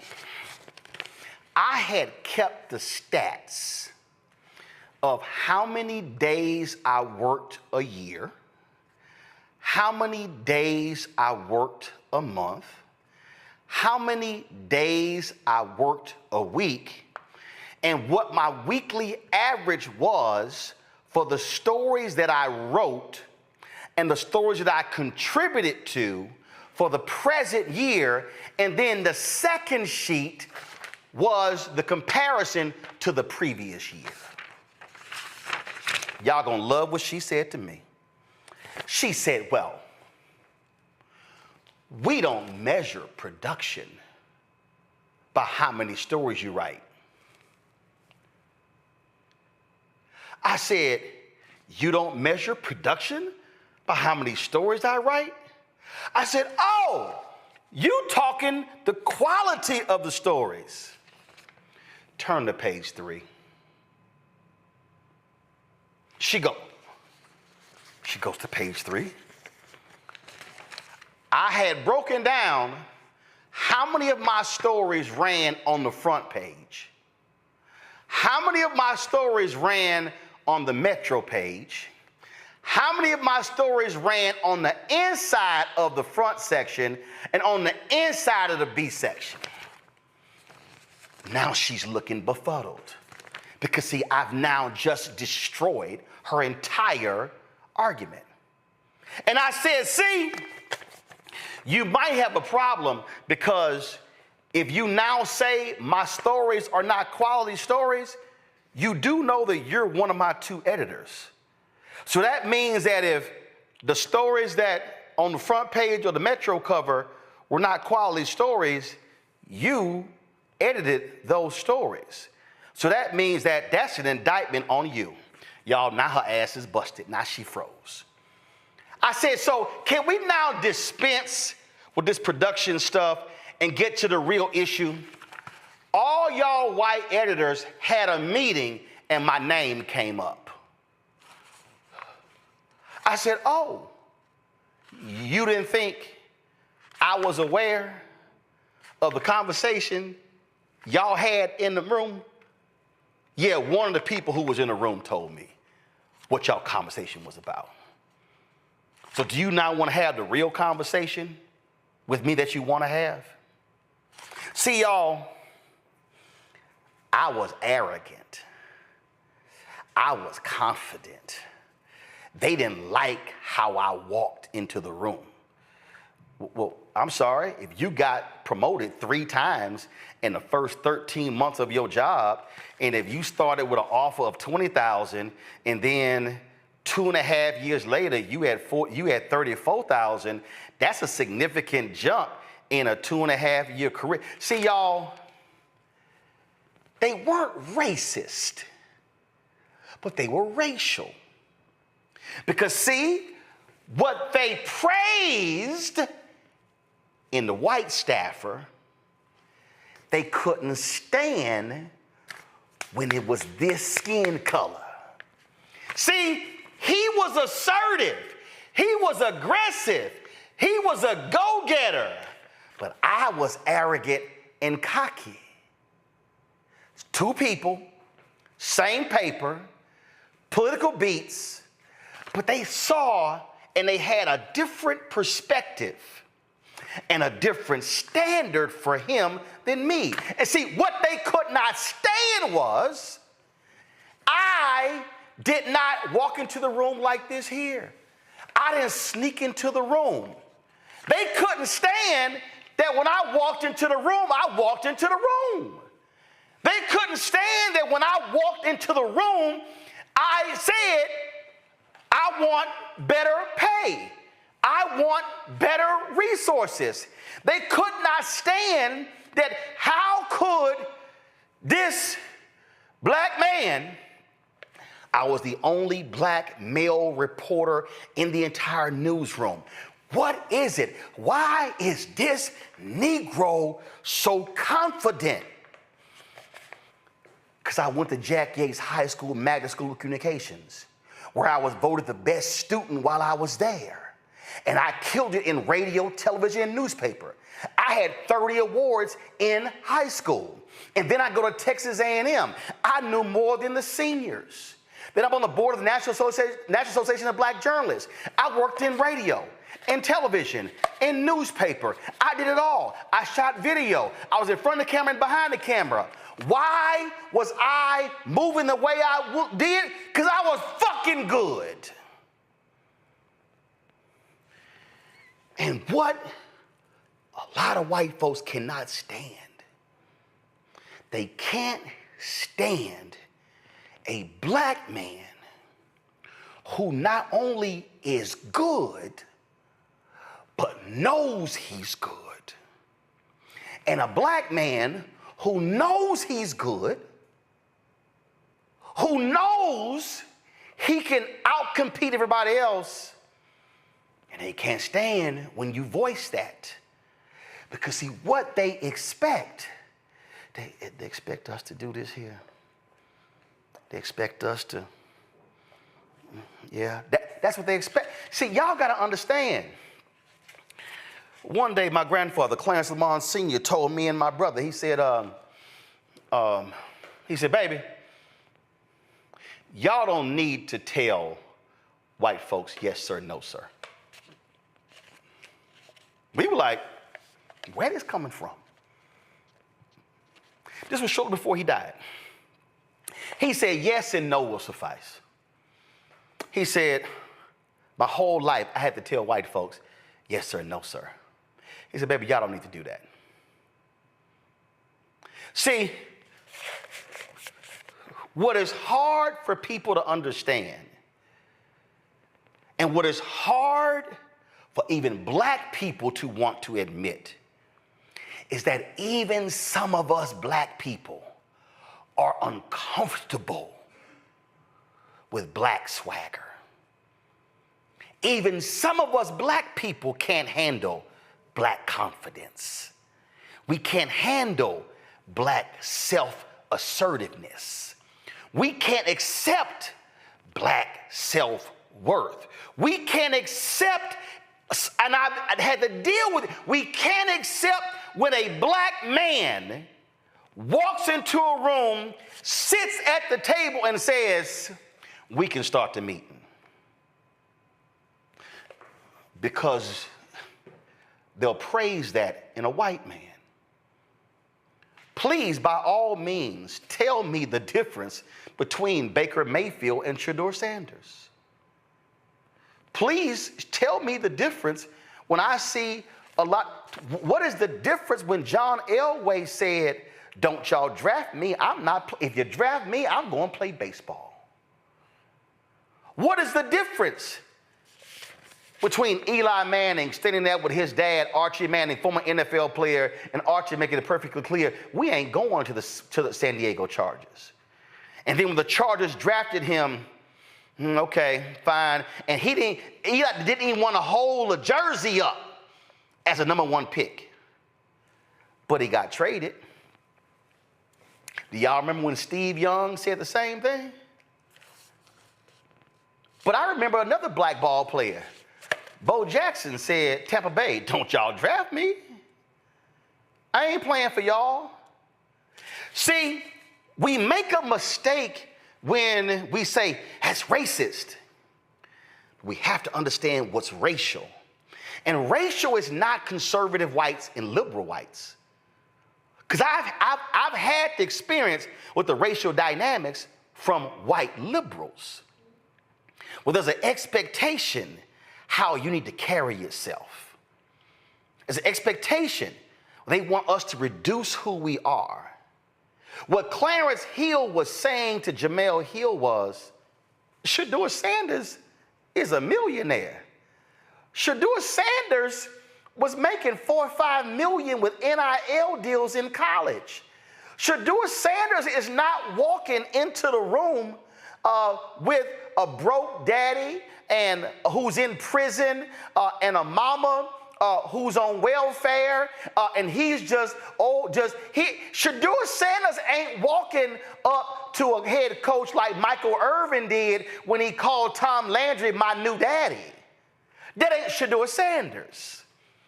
And see, these NFL, y'all gotta understand, Bill Rhoden laid it out in the $40 Million Slave. The NFL truly is the last plantation. Because the NFL's whole system is set up as a plantation. And it's hard for these 32 billionaires, only one who's not a white man, the Jacksonville Jaguars owner. It's a little hard to accept a supremely confident black man. See, y'all gotta understand, Shedeur don't have his daddy's talent. See, they could not deny his daddy's talent. Deion tells a story where he went to the combine, a team wanted to interview him, and Deion said, "What's y'all draft pick?" They were like 12 or 15. Deion said, "Oh, hell, I ain't talking to y'all. I ain't even gonna be around that long." This is the NFL saying, we need to teach him a lesson. This is the NFL saying, yeah, we need to teach him a lesson. He don't quite understand how we roll. And see, part of the other issue is that there's no other game other than the NFL. The CFL don't even compare. I mean, the reality is you got a lot of millions in the NBA, but you can make a lot of money in China and in Europe playing basketball. The NBA is still supreme, but you can still make millions over there. But the NFL is like, no, we the only game in town. So if you want to play in this league, you got to play by our rules. And I heard somebody say, well, you know, the NFL, they'll draft anybody. They'll pick anybody because if you got the talent, you can play quarterback. No, that ain't true. Because there was a whole bunch of teams desperately needed a quarterback who wouldn't touch Colin Kaepernick. But Colin Kaepernick crossed the line. Colin Kaepernick said what James Baldwin said: I am not your Negro. I need us to understand when we're having these conversations, not everything that we endure can be classified as racist. But I can guarantee you that racial dynamics were certainly at play when it came to Shedeur Sanders being drafted. Go on our panel. Greg, I'm going to start with you. Well, I mean, I think, let me just say that what she just did, the nuance, the attention to detail, and crafting that bridge between your experiences and what we're seeing emerge with the young brother Sanders, I think was highly ambitious and is going to require a lot of reviewing for people and have to listen very deeply. Because in that metaphor, you would be Shedeur Sanders. And of course, I think in terms of metaphorically, I think you would be closer to Deion than Shedeur, in the sense that just like Travis Hunter clearly went where he went because of his gift, they couldn't deny your gift, and you wouldn't let them to. Wouldn't let them, but like Deion Sanders, you could do that because you had those gifts coming in. And also, closer to Deion Sanders and his son, much closer than his son in terms of class, you came from working class folk who knew what it was to break their backs and bust their asses to be in a space, and you were on a mission to extend what you had received into the next generation. So that having been said, since I don't anticipate watching the NFL anytime soon, I don't know what Shedeur Sanders will or will not do in the NFL. I do know, I think you made a number of critical points, and I'll end with this, with one near the end that you made there by drawing attention to NIL and the money that's being generated now, not just for star athletes at the college level, but for everybody on a roster for some of these places. I don't know what Bill Belichick's going to do chasing behind his young girlfriend down there in North Carolina. It looked like he was going to, but I know what Michael Vick might be able to do at Norfolk, and maybe there'll be one or two others. I'm hoping the good brother Reggie Bartlow at Tennessee State can do some things now. I think he's a better fit in some ways even than Coach George was, but ultimately we're facing a moment now where staying in school might actually be the thing that people start doing rather than subject themselves to the NFL plantation, because quite frankly, they can make a lot more money in college. And so I don't know how that's going to emerge, Roland. I'll end with that, brother, because I think we're in uncharted territory right now. See, Nola, what I'm laying out, and I need people listening, and you and I have had these conversations, I need people listening to understand that what I'm talking about when I say what is racial and not necessarily racist, you've got experiences in the foreign policy area. You've been in those rooms. You've been at those tables. You've been in those meetings. And folk don't understand it. They don't understand what it, and we know it when we see it. We can sit there and go, I see how you're talking to him. I see how you're talking to her. But when I say something, it's a whole different reaction, because they have these preconceived notions of how somebody black should talk. Listen, the reason we have the shirts when someone the shirts not somebody's black. Soledad, I think I got one around here. When somebody said, yeah, Roland's not the right kind of black. And it was a black woman who told her that. Oh, he not the right kind of black. So there are white folks who said the exact same thing. They won't say it directly, but they say it through their actions, Nola. Ooh, 1000%, honey. This conversation is so juicy.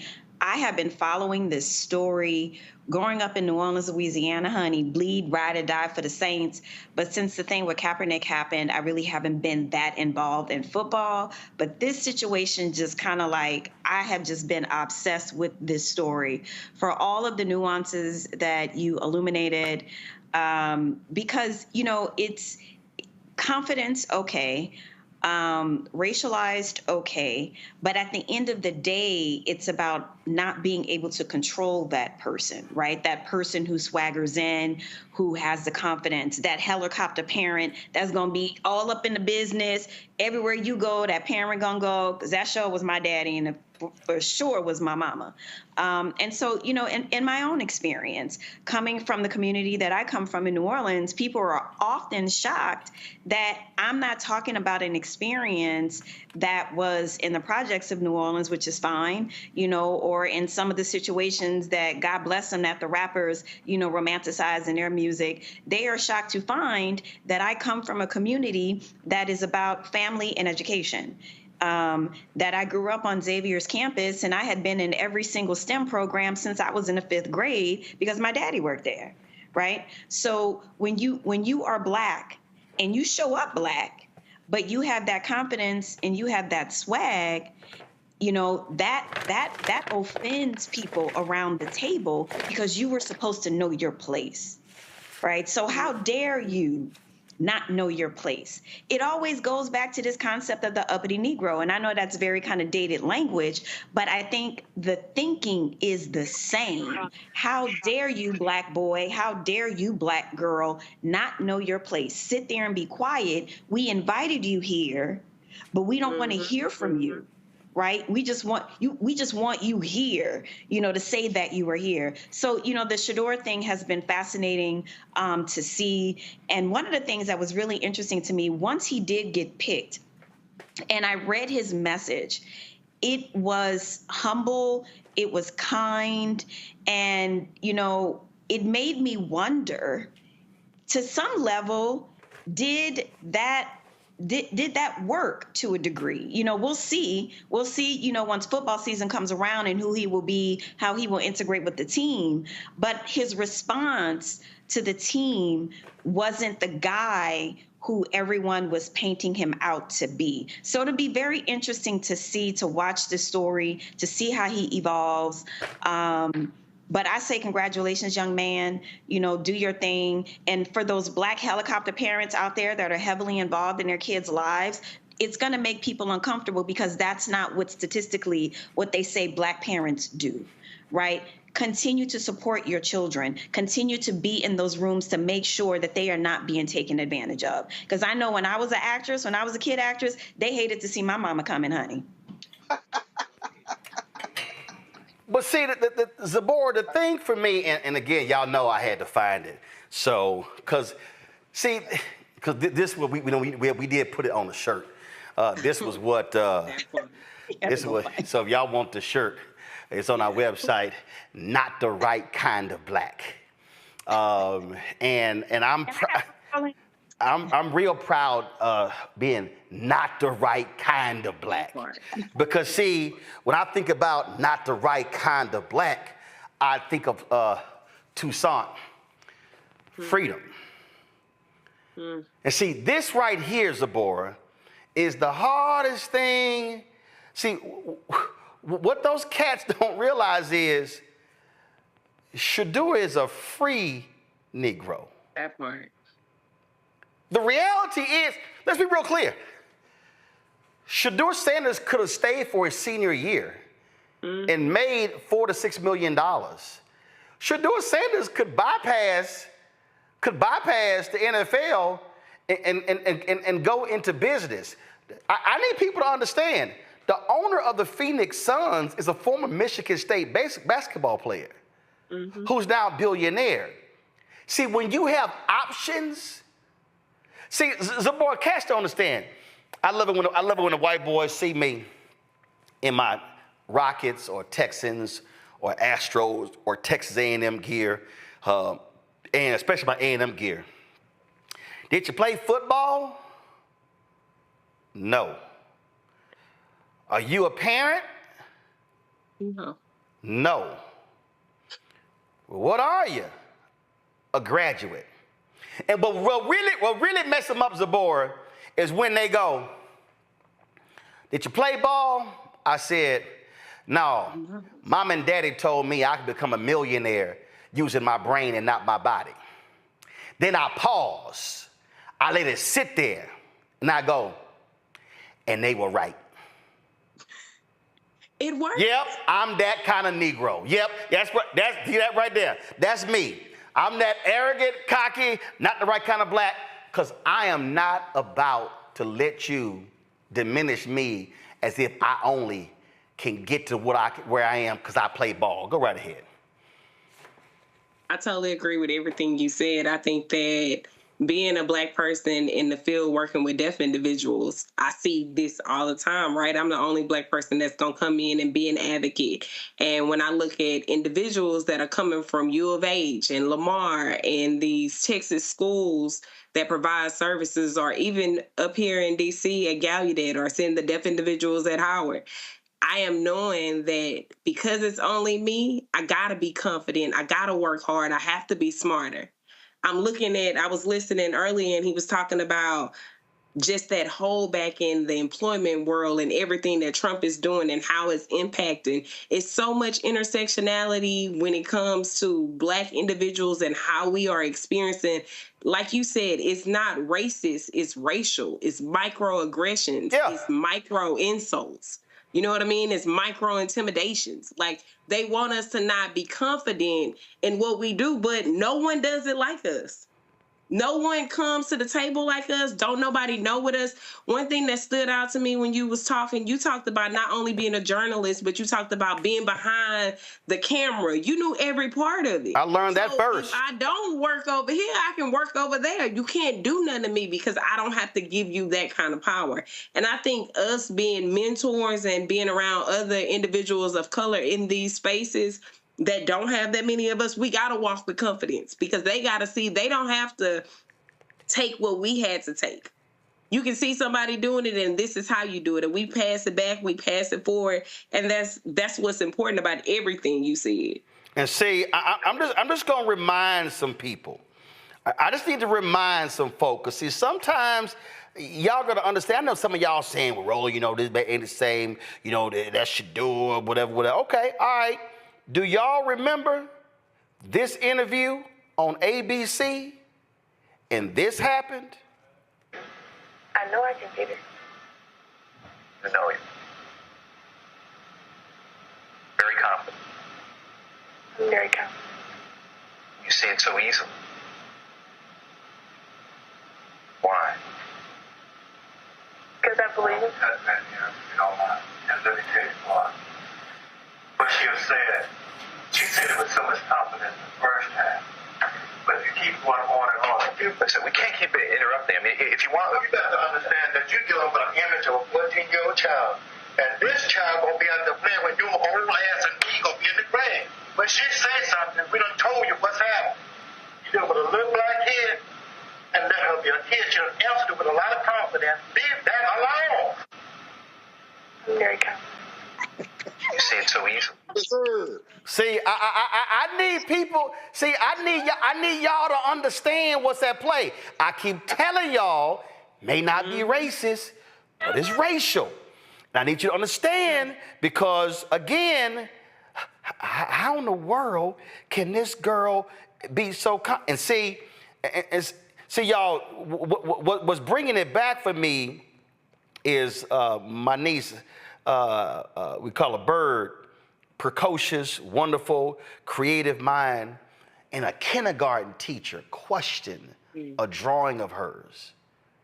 And all of a sudden, when she came home, she kept saying, "Is this okay? Is this good?" We were like, "Whoa, where did this come from?" Then we found out what happened. That kindergarten teacher, literally, that interaction changed perspective. Oh, you know damn well we went to that school, got her ass booted out of that classroom. But see, I just need folk to understand that what you're dealing with here, and guess what? This ain't, now granted, now we know he don't really claim us, but here is golfer Curtis Strange talking about Tiger Woods. I need y'all to listen to this. Certainly an incredible amateur record, but what do you say to those guys? Well, when you come out here, you know what I'm saying, your first pro tournament, you say, you know, I can win. Oh, I understand that. I've always figured that why go to a tournament if you're not going there to try and win? There's really no point in even going. That's the attitude I've had my entire life, and that's the attitude I will always have.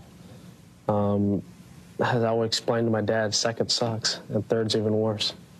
That's just a feeling. But on tour, that's not too bad sometimes, though. That's not too bad, but I want to win. That's just my nature. You'll learn. I'm going to roll that back, the last 10 seconds. I want y'all to look at the look on Curtis Strange's face and the little laugh. Watch this. Sucks, and third's even worse. That's just a feeling. But on tour, that's not too bad sometimes, though. That's not too bad, but I want to win. That's just my nature. You'll learn. I'm just kidding you. No, you're not just kidding. You'll learn. I'm just kidding.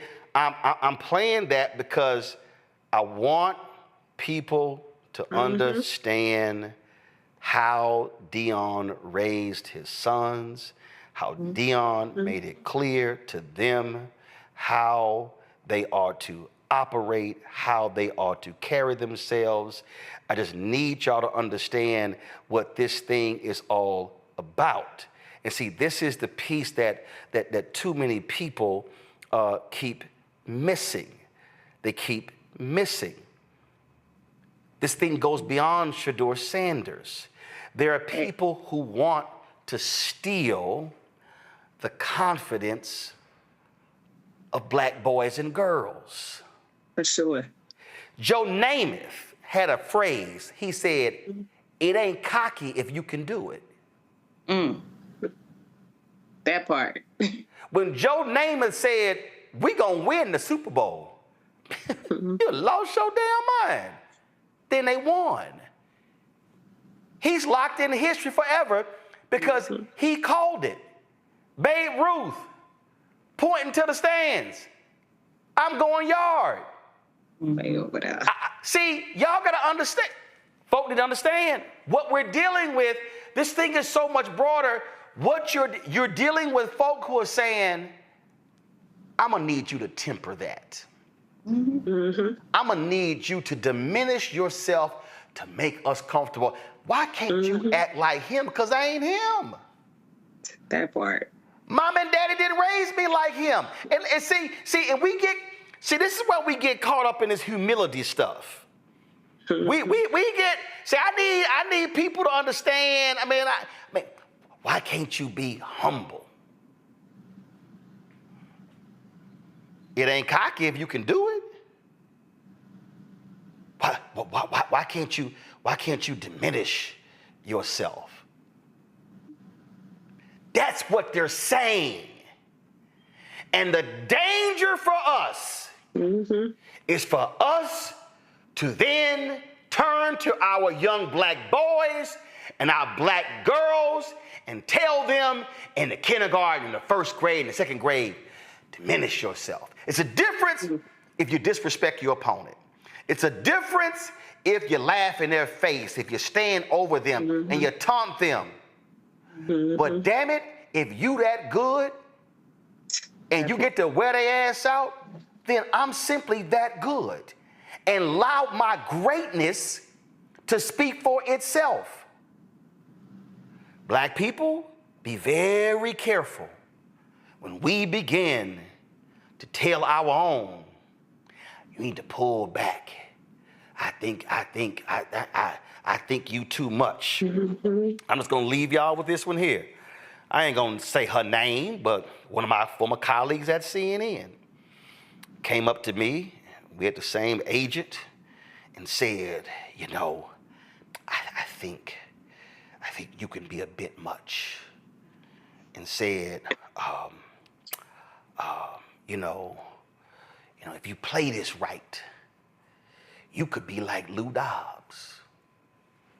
And I went, I don't want to be Lou Dobbs. Well, what do you want to be?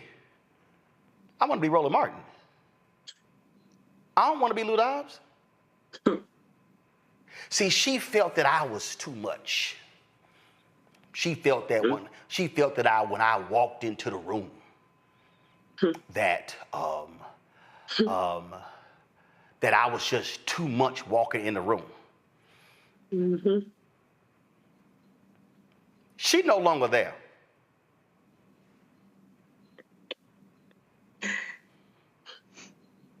Lou Dobbs flamed out, acted a fool at CNN, had to sit here and go down. He looked like a shell of himself on Fox Business, lied about the election of 2020, and they summarily fired his ass. And when Lou Dobbs died, nobody gave a damn.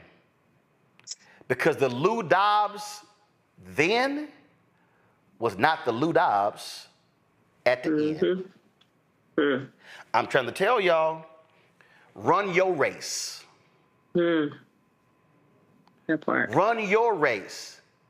I don't worry about anybody else running. Somebody hit me, somebody said, somebody texted me, man, I wish you were on News Nation last night instead of Stephen A. Smith.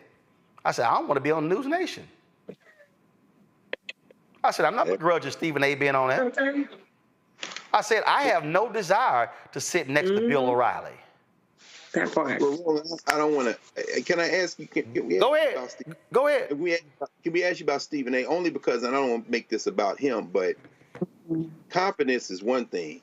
But when you are so thoroughly out of your lane and so thoroughly overboard, that and racists like Bill O'Reilly, of course, and Alex Chris Cuomo, one of the owners of New Nation, cultivate that confidence with the direct objective of creating a caricature of who our people are. I won't say Stephen A. Smith, although that's exactly who I'm talking about, but that type. How do we grapple with that? And this isn't a character. No, it's how you deal with anything. But I know when they put them there, it's not their confidence is being used against us. But it's not. But again, let's be real clear. A person could exhibit confidence, but it must be backed up with actions. Some competence. Yes, competence goes with confidence.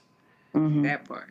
You can, again, if you don't know your stuff, being brash don't mean nothing because you got to back it up. That part. See, you know those Jubilee debates you see on YouTube?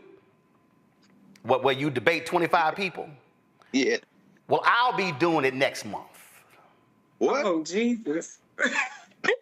What do you say? Don't call me. I'll be in LA next month. And I'm just letting y'all know. I'm going to sit down, and this is what I'm going to say. Bring your ass. Oh, that's gonna be a good one. Bring your ass. Can't wait to see that. I want a front row. See, again, when you bring the knowledge, when you bring the funk, that goes hand in hand with your confidence. That part.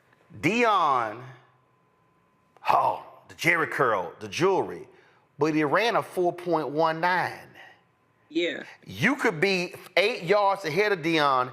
Oh, he gonna catch up because he had closing speed. See, again, it's also work ethic.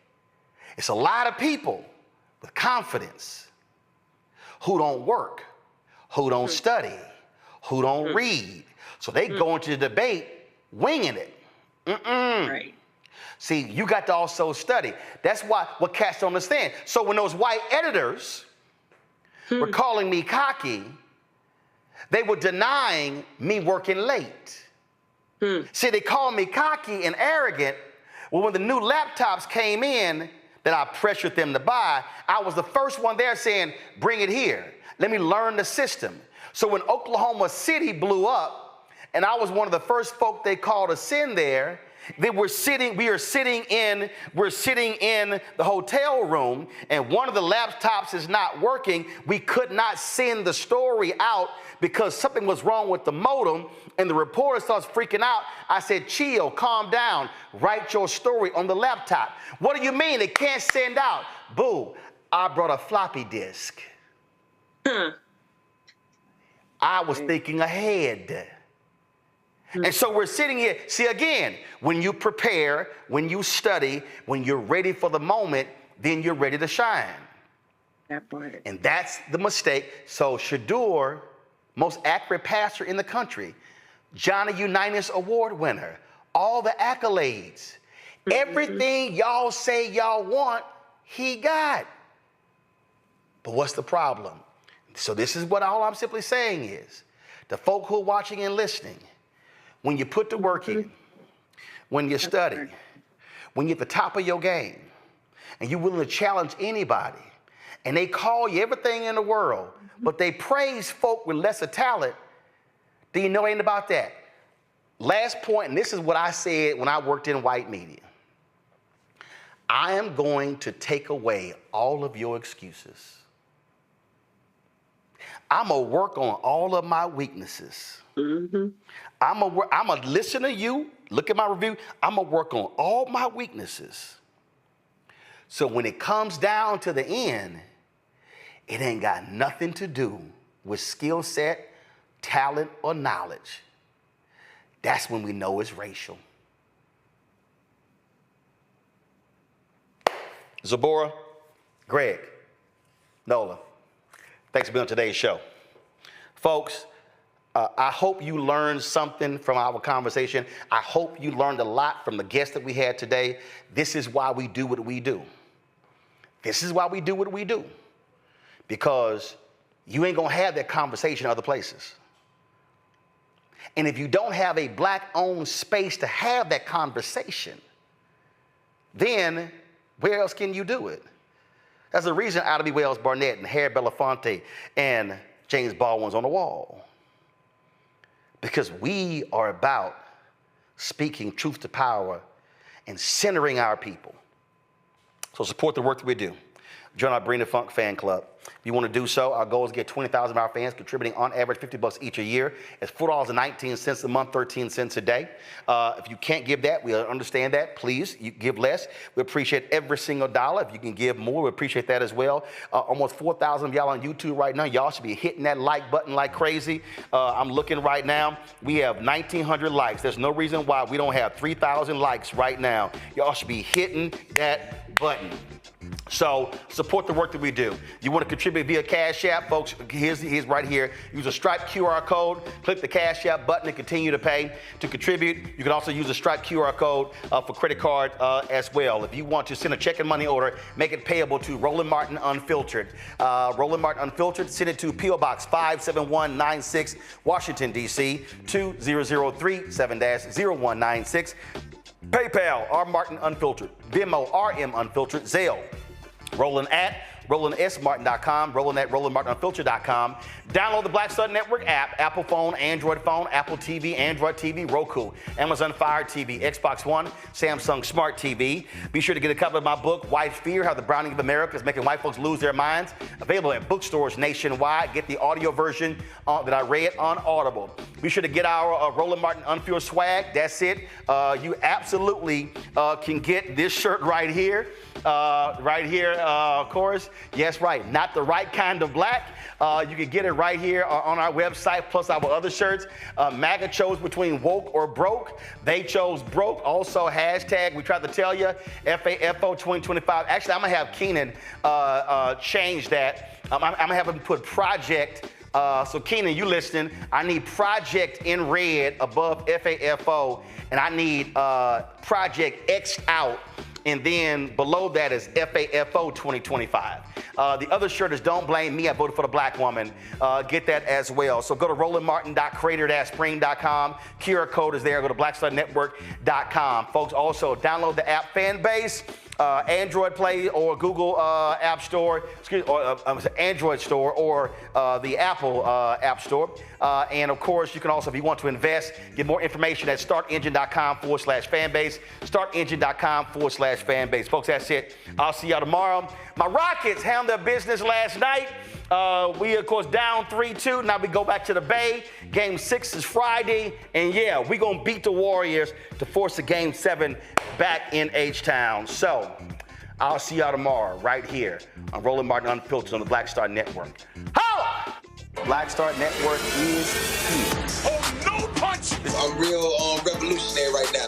Thank you for being the voice of Black America. All momentum we have now, we have to keep this going. The video looks phenomenal. See, there's a difference between Black Star Network and black-owned media and something like CNN. You can't be black-owned media and be scared. It's time to be smart. Bring your eyeballs home. You dig?